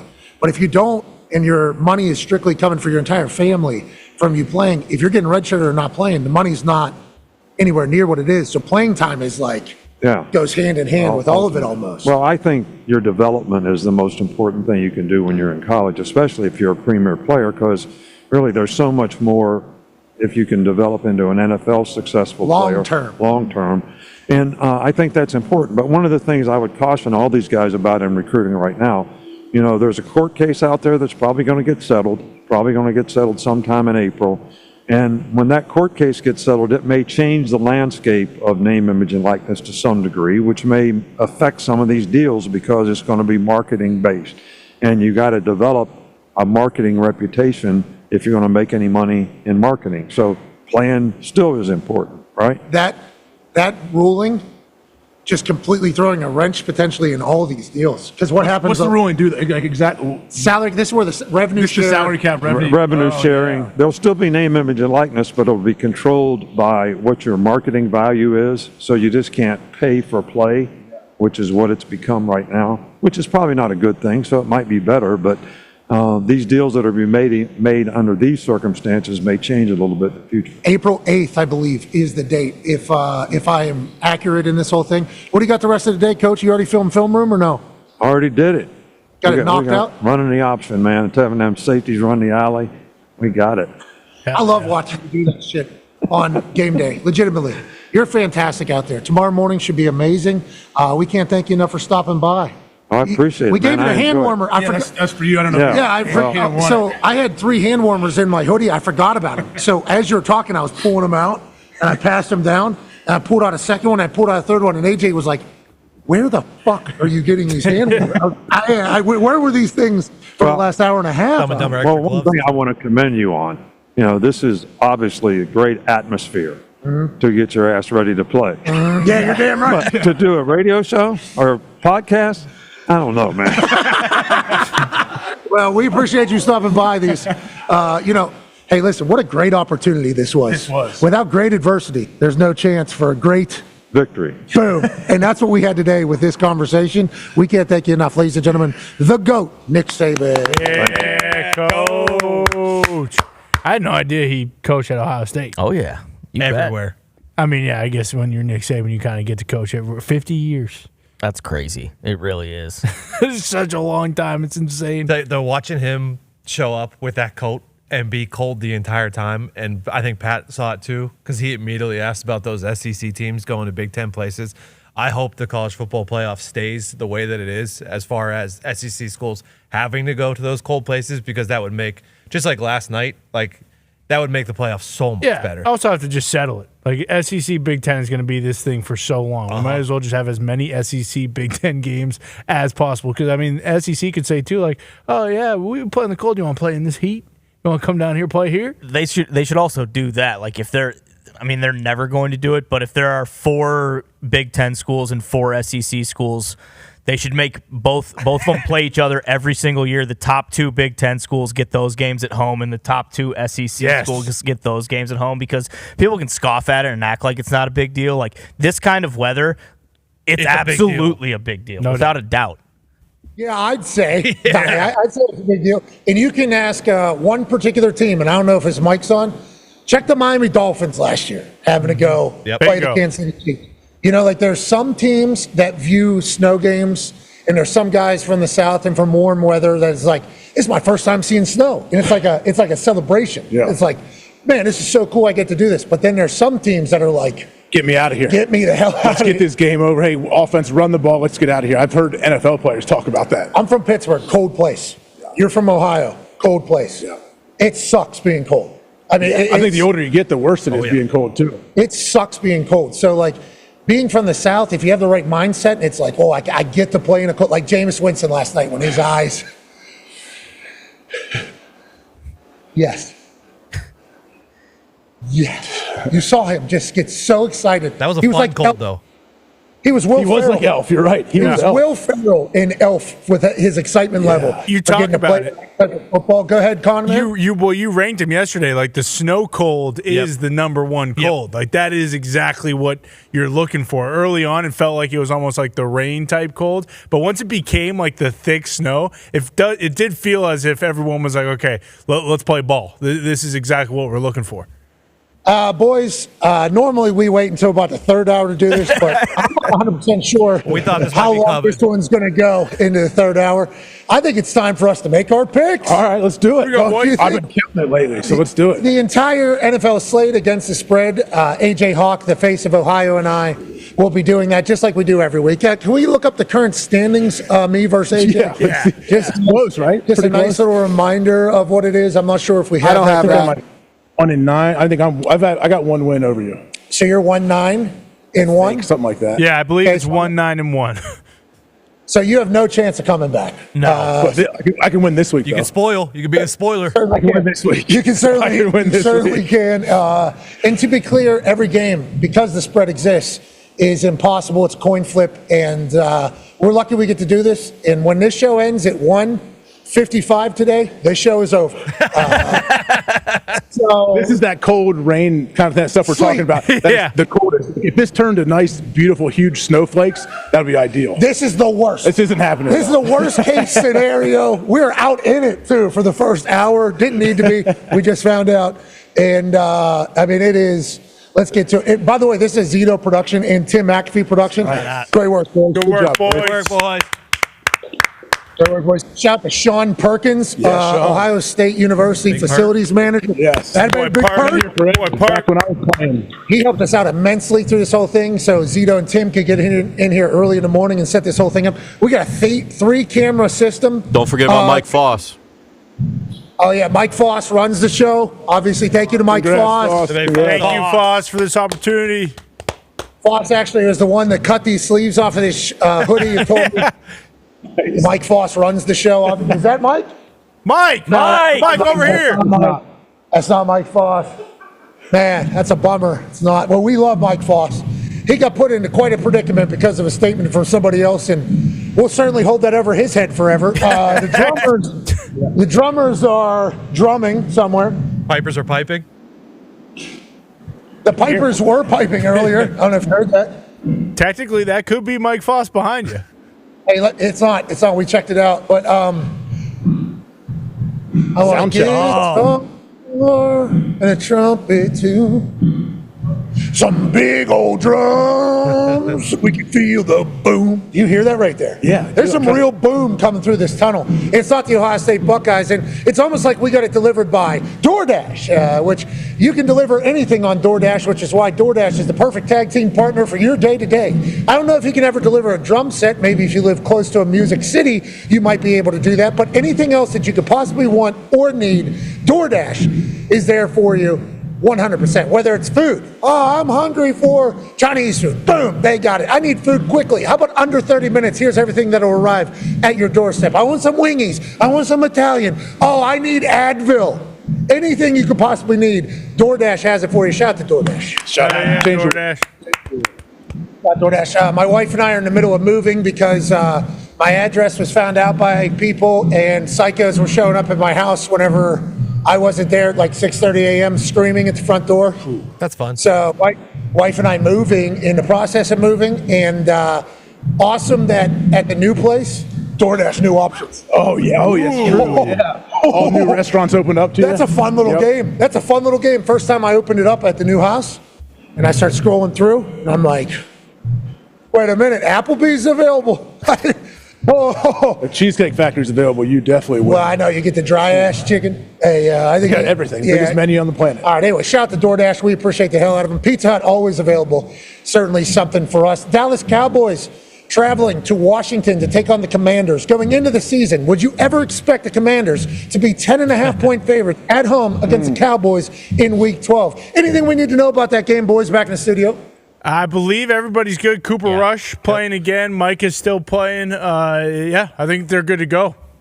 How about Micah apologizing 2 weeks afterwards for what he said about Mike McCarthy? Yeah, I guess so. I mean, he just said it didn't. That's not what I meant, right? Yeah, he said I was rushing out of there. It came out wrong. Like I guess that does happen, right? Where you say something and you don't mean it the way people interpret it. Yeah, I appreciate the fact that he came out and said 2 weeks later. Interesting. I don't know how it broke through to him. That maybe it shouldn't have been said, but I appreciate him doing that. Give me the cow. I'm not doing it again. Commanders minus 10.5. Commanders minus 10.5. Scared me for a second. Yeah, give me the Commanders minus 10.5 as well. Detroit Lions taking on the Indianapolis Colts. It's only 7? Now, here's the thing. Uh-oh. What? Yeah. So, I appreciate if the fact of the matter is that the Indianapolis Colts team is going to utilize me as motivation. You know. What do you mean? Well, Zaire Franklin and EJ Speed, two men that play on the defensive side of the ball for the Indianapolis Colts.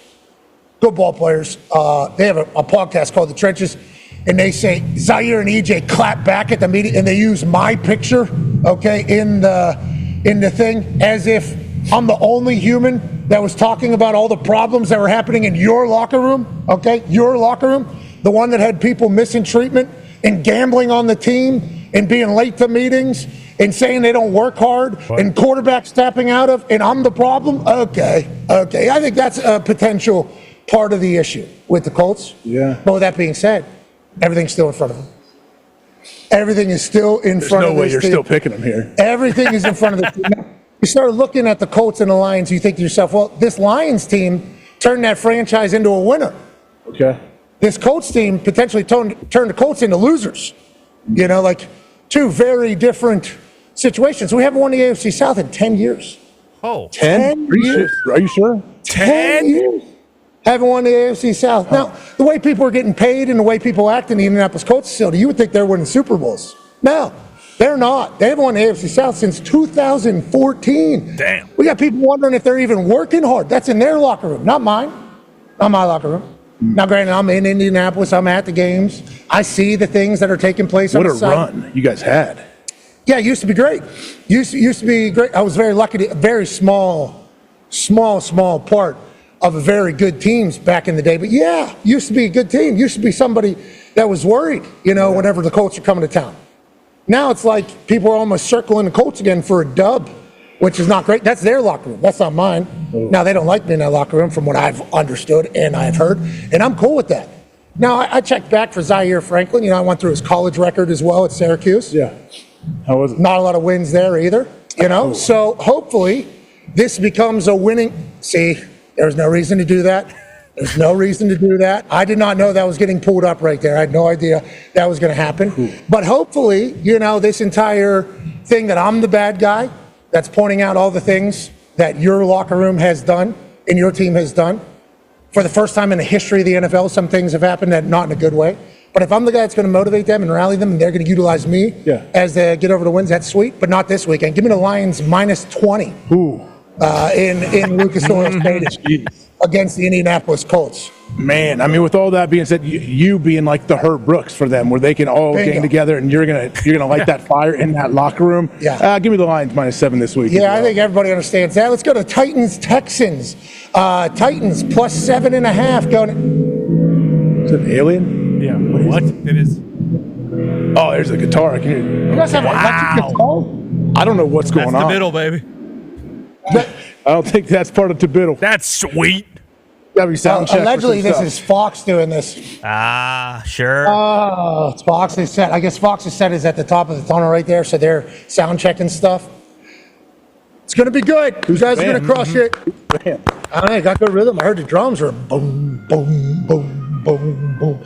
All right, so now we got a massive game down in Houston for the AFC South. Titans getting a touchdown, more than a touchdown. C.J. Stroud obviously Big win over the Dallas Cowboys. AJ, how do you feel about this one? Man, this is 7.5 does feel like a lot. For some reason, I feel good about the Titans here covered. So give me the Titans plus 7.5 on the road. They got a stingy defense. I'm not claiming that they will win, but I think they can cover. Give me the Texans. Let's go Buccaneers, Giants. Giants will be playing Tommy Cutlets. Hey, Tommy Cutlets. He's favored by 6. No, I'm sorry. He's getting 6 at home against a great Tampa Bay Buccaneers. A lot of drama over there in the Giants organization. Who knows how good of a look their offense is getting? Daniel Jones is playing safety with the practice squad.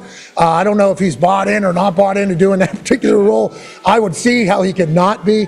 He asked for his release. He might be playing for a different team literally next weekend. Give me the Buccaneers favored by 6 on the road in MetLife. Yeah, 6 does not feel like enough here. Go ahead, Conman. Sorry, Mike Evans, I believe he practiced this week, should be back, and then there's a stat he needs like 635 yards over these last 7 games to be, I think, the first guy ever, or maybe just join a club to have 10 or 11 straight seasons with 1,000 yards. Okay, so yeah, I like the Bucs even more. Oh yeah, yeah, I do too. Baker will do whatever it takes, I think, to get him that. And Baker just donated all those helmets to that high school team that did great. So yeah, give me the Bucs here minus 6. I love that. They're coming off a bye, so they've had 2 weeks to prepare for Tommy Cutlets or whatever Dable is going to do. Yeah. I like what Tommy DeVito does, no matter what he does. I like what he does. I just like the Buccaneers a little bit more. Vikings, Bears. Vikings favored by 3.5 in Chicago. Zito is back there working the cameras right now. I don't know if he has a mic. Zito, how do you feel about this? Thumbs up, thumbs down? Thumbs up, love it. Okay, you like the Bears plus 3.5. I was getting KOC's head before he went live, so I think we're in a good spot. Okay, a little psych out from Zeet as he was getting Kevin O'Connell ready for the show. Is there anything we need to know about this other than the fact that the Vikings are the Vikings and the Bears are the Bears? No, I think they're pretty healthy too, as far as healthy can be at this point in the season. Bears played good last week, man. They did. Yeah. Is that the should have won? Probably should have won that game. Definitely should have won that game. Is the bump over though? Is the Waldo? Hey, we got a new play caller now. Is that bump kind of done with? Where in the world is Shane Waldron coaching? Give me the Minnesota Vikings minus 3.5. Kevin O'Connell came on the program. Obviously, I appreciate him for that. Yeah, he was awesome. I'm taking the Vikings here minus 3.5. I know KOC also said they haven't played a complete game yet. They don't need to probably to win this one, but I still think they win. Kansas City Chiefs taking on the Carolina Panthers in the Queen City. You don't go downtown, you go uptown in Charlotte. Chiefs are going down to Carolina. Favored is 10.5 points as back-to-back Super Bowl champions. Bryce Young and that Panthers team has been playing good over the last couple weeks. I know. We can't forget that. I don't. That's why this is tough for me with 10.5 points. Seems like a lot. David Tepper has not been hated by his fan base for at least a month and a half, right, boys? It's crazy. Correct. Yeah. Woody Johnson really doing the Lord's work for him there too, as like maybe the most hated owner in the NFL right now. And kind of a good bit of juju ever since they did that concert for the hurricane victims. They've kind of been, just a little bit better. What was that, 21 million or something raised? Yeah. 24. 24 million? That was phenomenal stuff. Tepper says you can have it all, whatever you need. Please, let's help as much as we possibly can. He should have matched that, maybe. Yeah, that would be a good look. That would have been a pretty good look. I mean, he probably donated millions of dollars for this entire thing. We're like, why not more? Why not just double it? Just throw 25 at him. Baby steps for Tepper here. One foot in front of the other. Okay, stadium's enough for right now for him. I like what Carolina has been doing. Good for them finding some happiness. That Canales-Bryce Young hug at the end of that first win was very cool. But the Chiefs is the Chiefs, and I think they just come off a loss, so they have quite a work week. They probably wake up a little bit. I like the Chiefs minus 10.5. Yeah, I like the Chiefs minus 10.5, but also the stadium will be full, most likely, won't it? Chiefs fans will travel. Chiefs fans will fill that place up. And that's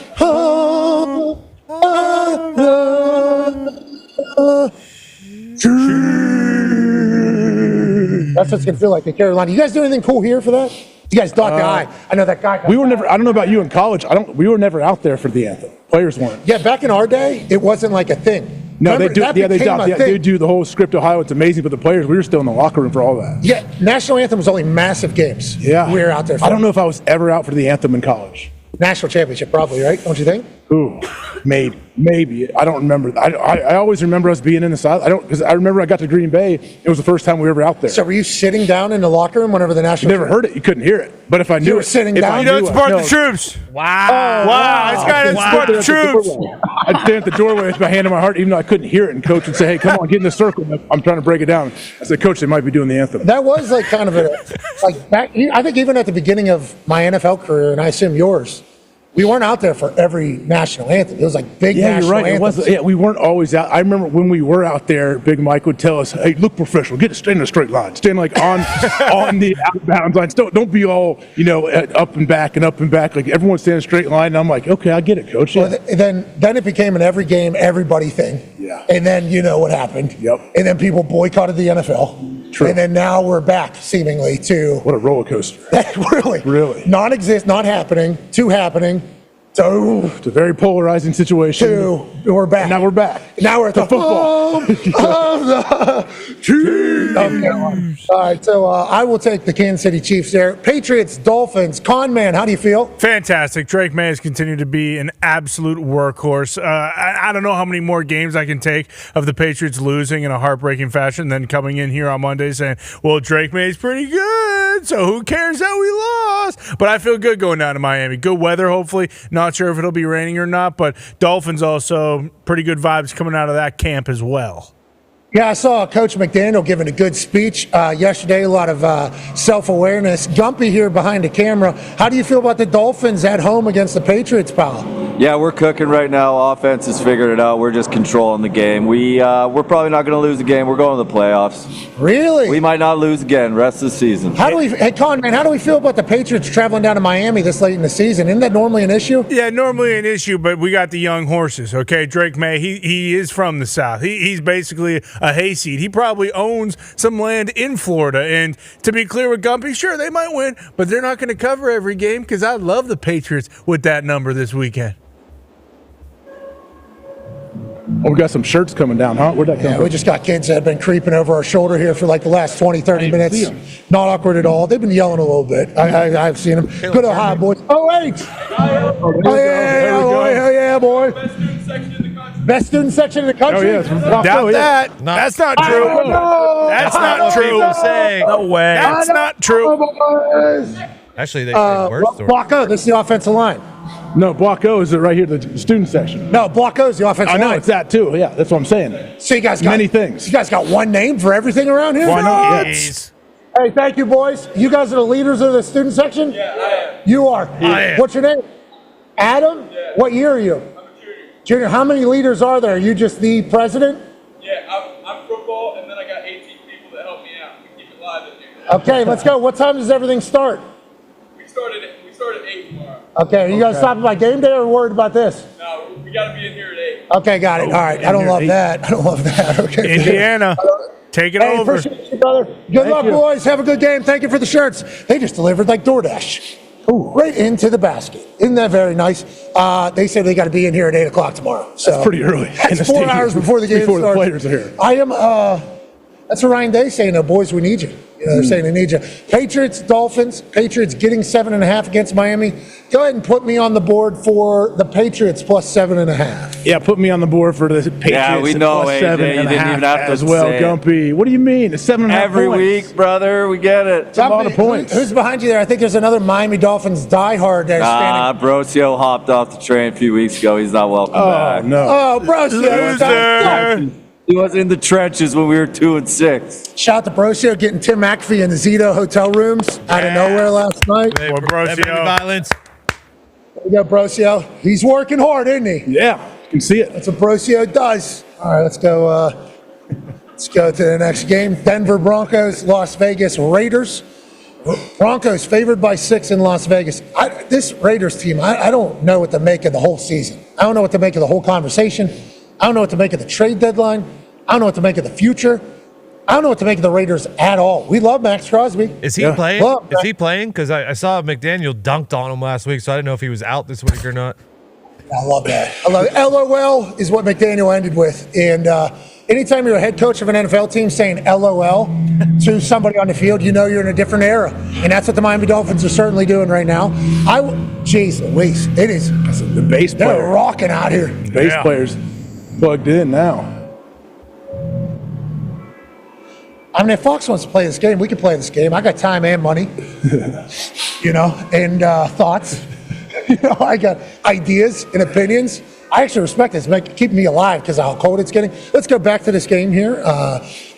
Broncos, Raiders. I'll take the Broncos -6 just because I feel like vibes are good for them. And for the Raiders, it's just question marks everywhere. Yeah, Bo Nix, -6, no question. I would take him, and I don't know. Yeah, I have no clue what the Raiders are. Niners, Packers. Who knows what this line's going to look like with more information on Brock Purdy? Legitimately. Who knows what that whole thing's going to like? What else did you say? Trent and Bosa, too? Also, yeah, and Bosa. Bosa, I believe, oblique hip. He missed most of the end of last game. Actually, that's kind of where the tide turned for Seattle. And then, Trent Williams also did not practice yesterday. John Lynch said he did local radio this morning. He said, hey, it's probably going to be a stretch for all three of these guys, so we'll see. Ooh. Brandon Allen most likely going to start too. That's going to go up. They said that when today? No, sorry. If Brock is out, it'll be. I saw a report that it would most likely be Brandon Allen, not the Pasternak. Yeah, because we'll keep eyes on that, and I assume this line will move depending upon that information. With all that being said, a lot of question marks in San Francisco. Packers just come off a block kick win. That feels like that's something that can kind of inspire you. Robert Saleh has been doing great stuff with the Green Bay Packers since joining LaFleur, Gutekunst, and the boys over there. Joe Douglas fired, Saleh fired. Packers living the high life. Give me the Packers -3 at home. Yeah, I mean, Packers in Lambeau Field in November, absolutely. I mean, all three of them a stretch. Bosa, Trent Williams, and Brock Purdy. That's a tough task for San Francisco. That line's got to jump up to 6 or something, right? Might move. I mean, if Purdy's out, that would move, 4.5, 5 maybe? Yeah, you would think so. Okay. So we'll take Packers -3 right now. Yeah, right now. Book it. Book it. Cardinals, Seahawks. Seahawks favored by 1 at home. Cardinals coming off a bye, right? Yeah. Yeah, Remember, Kyler's eating pizza in New York. And also, Kyler didn't like not playing football, which is good news. It's great news, actually. That is great very stuff good to news. hear for him. I agree, especially with the new Call of Duty out. And he's a dog on the road. It's a good dude. Yeah. Chip on the shoulder. Yeah, give me Kyler Murray. Give me Kyler Murray. Give me the Cardinals. I'm taking Kyler Murray. Yeah, absolutely. As well. I love the Seahawks, though. Hey, love the Seahawks. Big win last week. Geno Smith doing amazing things. That Seattle Seahawks 12th man might be back too, now that they know that they're all the way in it. Maybe some things are rolling back in the right direction. I don't think Arizona Cardinals fans are known for taking over stadiums just yet. Hopefully in a couple of years, so it's going to be a tall task. But I like the Cardinals getting a point on the road there. And then let's go to the... Is that Monday night? Sunday night.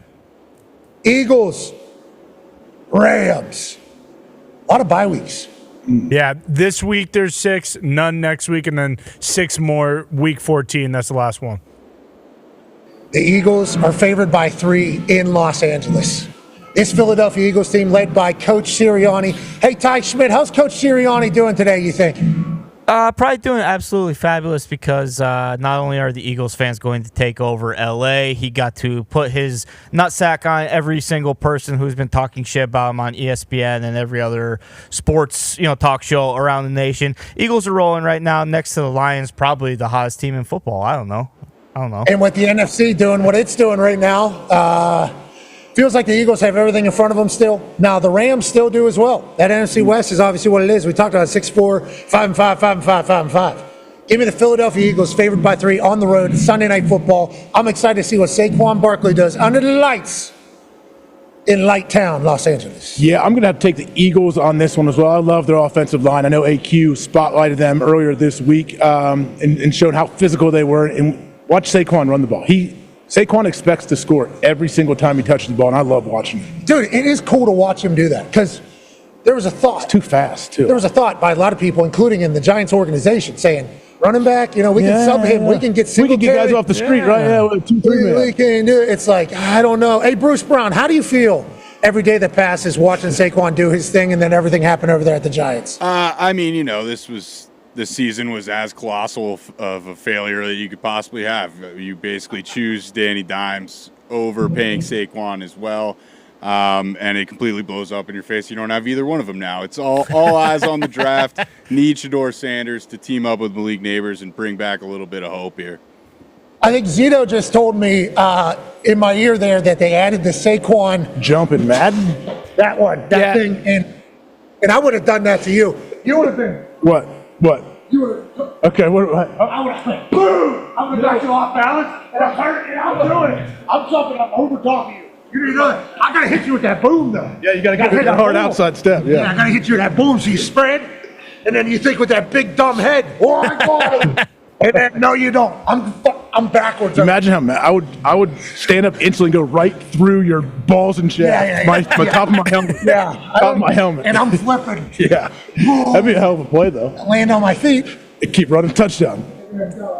If you land on your feet, you deserve a touchdown after that. Yeah. All right, we got about a minute left here, boys. I would like you to make the pick for this particular game. AP Tone, we'll start with you. Ohio State, Indiana. I took Indiana plus the 13, but I will take Ohio State to win the game.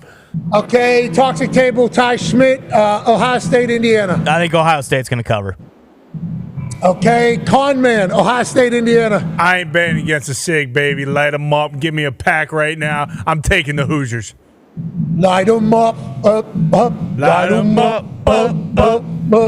AJ Hawk, would you like to make a prediction in this game? Yeah, I'm taking the Ohio State Buckeyes. How much? 38-10. Whoa! I don't know if that's enough, though. Oh, my God. All right, I'll make my prediction tomorrow. We can't thank you enough for allowing us to be a part of your day-to-day. The fact that we're on ESPN talking sports every day is a dream come true. We're lucky to do it. We're very grateful. Thank you to everybody at Ohio State for making this happen. We'll see you on Overreaction Monday. Game day live tomorrow morning, 9 a.m. Be a friend, tell a friend something nice about change your life. Goodbye. I think we hit it. We're at the 5 seconds off or we hit it. Boys, what do you think? For our clocks, it was 5 seconds off. I don't know if we have the same clocks. Yeah, so we don't have a delay. So I had at 54:55 on this particular thing, I thought there was a chance we were out, so I had him out there. And then I thought you hit but you hit both. At the 55, we'll see you tomorrow for game day 55. So that did you still hit that on the out, so it still sounded good if our clocks are right. But we don't know what made it on ESPN, who we were actually saying goodbye to, which we all heard it here. We did. But we don't know. Yeah. Right? Yeah. Bingo. Yeah. All right, boys. I'll tell you what. I've thought about peeing my pants about 4 different times to get a little bit of heat. Ooh, that would feel great. But anytime you do that, on the other side is just now wet pants. And it cools down at some point. It's even colder. Yeah. Yeah, you're right. It's real cold. Is it worth it? It's been quite an adversity riddle game. Big shout out to Zito and Tim for making this work. Good work, boys. Wet, windy, cold, literally so many different. We had wires out in the rain. We had things out in the rain. This is definitely the toughest week that we've had here. All came together yesterday too. So the fact that you guys pulled this off without a hitch, congratulations. You guys should really be happy. It's a little adversity. That's all it is. Can you show Tim right now? Because my dad looks. This is the softest I've ever seen Tim look. You guys should. He offered me his coat actually earlier. I was like, Tim, no. Can you zoom in there on Tim? Oh yeah. Tim's been doing a little dance this entire time. You guys should see him. He's dancing. He looks like Chuck Pagano. This whole fucking. All right, Tim. All right. Okay, that's a McAfee. We don't need the world to see that. He's fine. We don't need the world to see that. He's tough. He's got blood on his shoes. In case you're wondering. Yeah, damn right. Because he murdered a fucking 8-point deer. Yeah, I know. I saw pictures. No scope. Absolutely. No scope. You guys know the story? Oh yeah, we heard the story. Yeah. I thought he jumped out of the tree stand and got him in the headlock and choked him out. He could have, he said. He could have. So the funny thing about where he went hunting at, they told him to bring his fucking sniper rifle because he might need to shoot 300 to 500 yard shots. Okay, that's what they told him. Yeah. So he does. Yeah. And then he's in this fucking tree stand, tiny little tree, and he says it's just kind of weaving back and forth. He's sitting on top of it. And then this 8-point buck just runs right underneath him. I think that's the easiest shot you've ever had in your entire life, right? That's the easiest of all time. Because normally Tim puts his fucking costume in a garbage bag on it, right? with deer piss. Yeah. Like you're talking about going through the woods, doing the whole. He's actually stalking these deer. Like he is hunting. We're walking 4 mountains in for no reason at 4 a.m. in the morning. Like that is what hunting normally is for Tim McAfee. So now he meets these guys in southern Indiana. And they're like, come on down. might need to be a 300, 500-yard shot. Tim's like, hell yeah. Yeah. Hell yeah. I've never had to do that before. I'm excited. And then all of a sudden he's standing in a tree stand. Deer comes right underneath him. He could have fucking watched him, man. That's what I wanted to ask. If you dropped an elbow on its head, do you think you would have killed it? Tim, that's the question. If he would have had proper. Now, Tim said, this is a big deer. This is the biggest. So he had more of a landing space. He could have. Anyways, we're going to be eating venison jerky at the office for the next 2 years. Woo! Imagine the video of Tim falling out of the tree, like screaming, and he grabs it, and he's got this deer in a rear naked choke, and he's like, hold on, grab his legs, and he's yelling. That could have happened. And he's all bloody the next day. That's what I'm talking about. That's what younger Tim would have done. Oh. This is cold, older Tim. This is what we're seeing here. Next time. Maybe it's next soft. time. They're saying you got soft, Tim, not them, me. Maybe next time, though. I don't think so, Tim. He was on top. He didn't have to use that scope. He's right on top of that. Say, couldn't use the scope because it was awful. Yeah. And it's like when you look at, if you have binoculars on, and I look at you with binoculars, you're too close. I can't see. Yeah. That's how he was. His gun. Right here. I'm right on top of this. Right on top of it. Tim McAfee thought he had a little bit of an eye thing going on, and a couple weeks ago, very serious conversation. Thought he was going to maybe lose an eye. Oh. But it was a shooting eye. So the first thing I told him was like, you're gonna have to get that fucking left eye. Oh. Imagine if his first one would have been left-handed, no on scope, top of him. on top of the entire. He would have dropped it and got happy hunting season to everybody out there that is participating. I think we're in it. And this weekend launches for a lot of places. Good luck.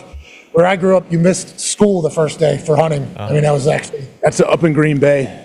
People would come. Like when hunting opens up, they're wearing their bright, their orange and everything, camo. Yeah, it's a cool time, man. Different world. Yeah, Tim used to take us out in the fucking middle. Well, you scared a deer to death, huh? Was it the deer? No wasted meat.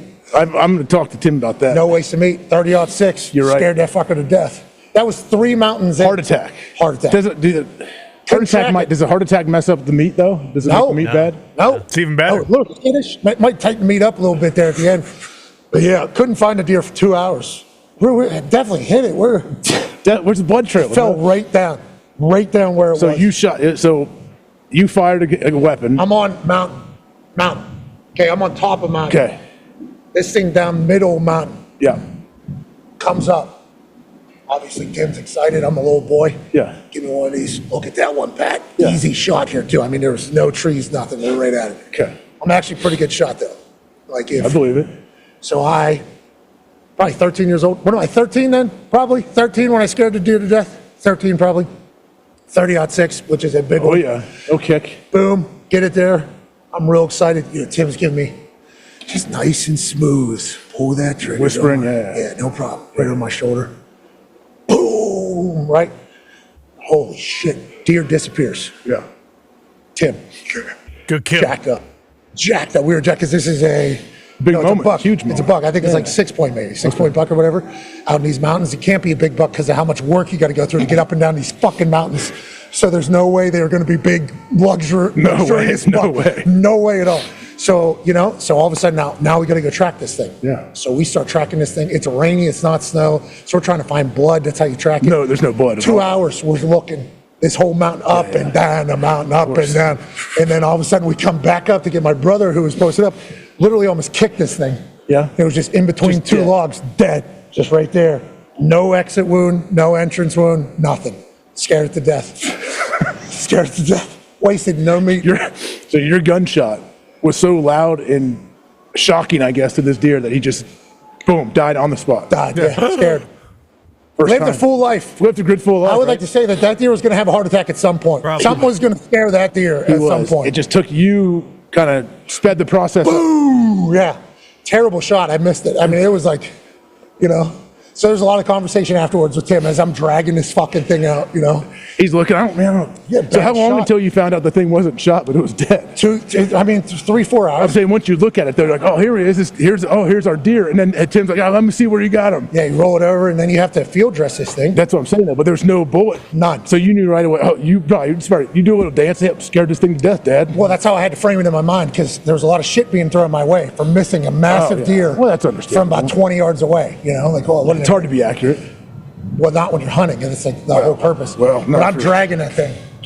All the way out? All the way out, just getting shit talked to me the entire time. But that's the McAfee difference. They weren't laughing when they were eating that meat. Bingo. That's right. Eat that meat. Eat that meat. And we were a household that ate that meat. I mean, that thing was in everything. That thing was in. You're about to have some more. Too much. I saw that thing that Tim just got from up top is huge. His neck was his neck was like a couple of players I'm trying to think of. What are their names? Honestly, you don't know the bands? You don't know the bands thing? You don't know these players' names? I know the fight song. I know all of it. Carmen, Ohio is a beautiful thing you'll sing. They'll put their arm right after you sing after a victory. What is it? What's the song? It's Carmen, Ohio. What is it? Sing Ohio's song. Well, let me hear it then, so I can maybe do it tomorrow. On game play it. What is it tomorrow on game You don't want to play this one. You want to do the fight song for game day. So what is it? Go ahead. Oh, come, let's sing Ohio's song. Go. Oh, come, let's sing Ohio's Keep going. song. No, keep going. What is it? Sean, come here. Where's Sean? Big Sean AJ, Perkins? just do it. What is it? Do you know what the name of it? Do you know? He knows Carmen, Ohio. What is the name? How does this thing go? The band. What's the fight song? He's talking about the fight song. Drive on down the field. Pin 'em, Scarlet Gray. Jesus. Why don't you know anything? Why don't you know anything? I know we sing in the locker room after the game. I know them all. I just don't have to stay. It's like saying, okay, you know some like, you don't do the Macarena, right? Boom, do it. No, you missed the part. You don't know. Hey, Macarena. Hey.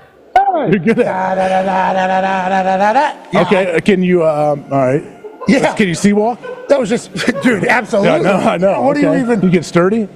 You got good knees and hips for that. Maybe a little old to be sea walking, but everything you just did there got thrown right back in your face. Because you don't know the Ohio State come song. on now. I absolutely know them all. First of all, there's a bunch of them. I absolutely know the fight song. I know Carmen, Ohio. Yeah, you said that, but you haven't sang it. Yeah, because I don't want to sit here and sing a song solo. I'm not a cappella. I'll go with you. Who am I? Gary LaVox, the Rascal Flats? Come on now. Great what are we talking about? That's a great pull. I saw him in the game a couple weeks ago. That guy's got a buttery voice. He does have a beautiful voice. I would join you. I would join you. Like I would be the Flats. You know what I mean? Would you? You'd be Rascal. No one's got Rascal's voice. Yeah. All right. No one can sing like Garrett. He's got that forever too. I asked him then, do you have to practice? No, he just shot a big old deer I saw too. Yeah, he was up. Did he know something? I think I must ask her. I think he might have got right on top of that sucker. Yeah, and started singing "My Wish for You." Would be to live a little longer. Not gonna happen if you're around Tim. Tim will get you. Tim's got a great shot. I could see Tim on horseback with a bow. Yeah. Taking I out think something. He would prefer that. Yeah, look at long hair. He's got a crossbow now, though, so he's kind of cheating.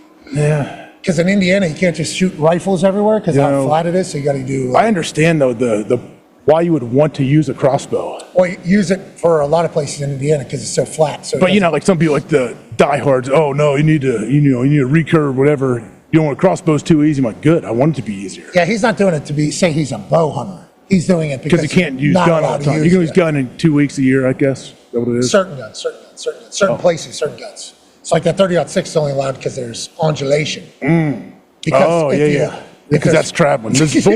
Bullets do have to come down. Yeah, that thing's still like when going. people fire in the air. I'm like, that's coming down somewhere. Hopefully not in your head. Do those come down? What do you think? Where do they go? The atmosphere, the stratosphere, space. Probably comes down. Yeah. But actually, no, not everything comes down because if you go up and you get up in there, it's never coming down. You choose not to come down. Yeah. If you're not Elon, you don't use your booster to get back down, then you're stuck up like there. that Red Bull guy that was jumping out of the thing. He was stuck up there. Imagine if he passed out in the middle of free fall. I'm happy he came back to life. What if you woke up and you realized you were like 18,000 feet and you go, I got to pull a chute? What if he was just in space? That would have been pretty cool. You wouldn't have been there for long, I guess. But all right, let's get the hell out of here. Boys, great work back there. Great Truly. work. You too, man. Battle. Good luck tomorrow. It's pretty cool. I am happy that I stuck with the sleeveless the entire time. Hell yeah. Obviously, one with the beanie had to do it. R, defend, honor, which I still don't think that's the right way to word that, but. R, honor, defend. No, R, honor, defend, yeah. Yeah, I just saw it. How you doing, sir? Sweet sweatshirt. OH, brother. Yeah. Hell yeah. All right. All right, let's get the fuck out of here. See you boys at the Chop House tonight. Are you going to the Chop House today? I don't think I'll be there tonight. No. Yeah, if you do, are. stay away from the dance floor. You know, I'm not a good dancer. Have to. Maybe go do the Macarena up there. I just taught you. You did. Macarena passed me by. I was young. I don't remember really. Okay. All right. Be a friend. Tell a friend something nice. It might change their life.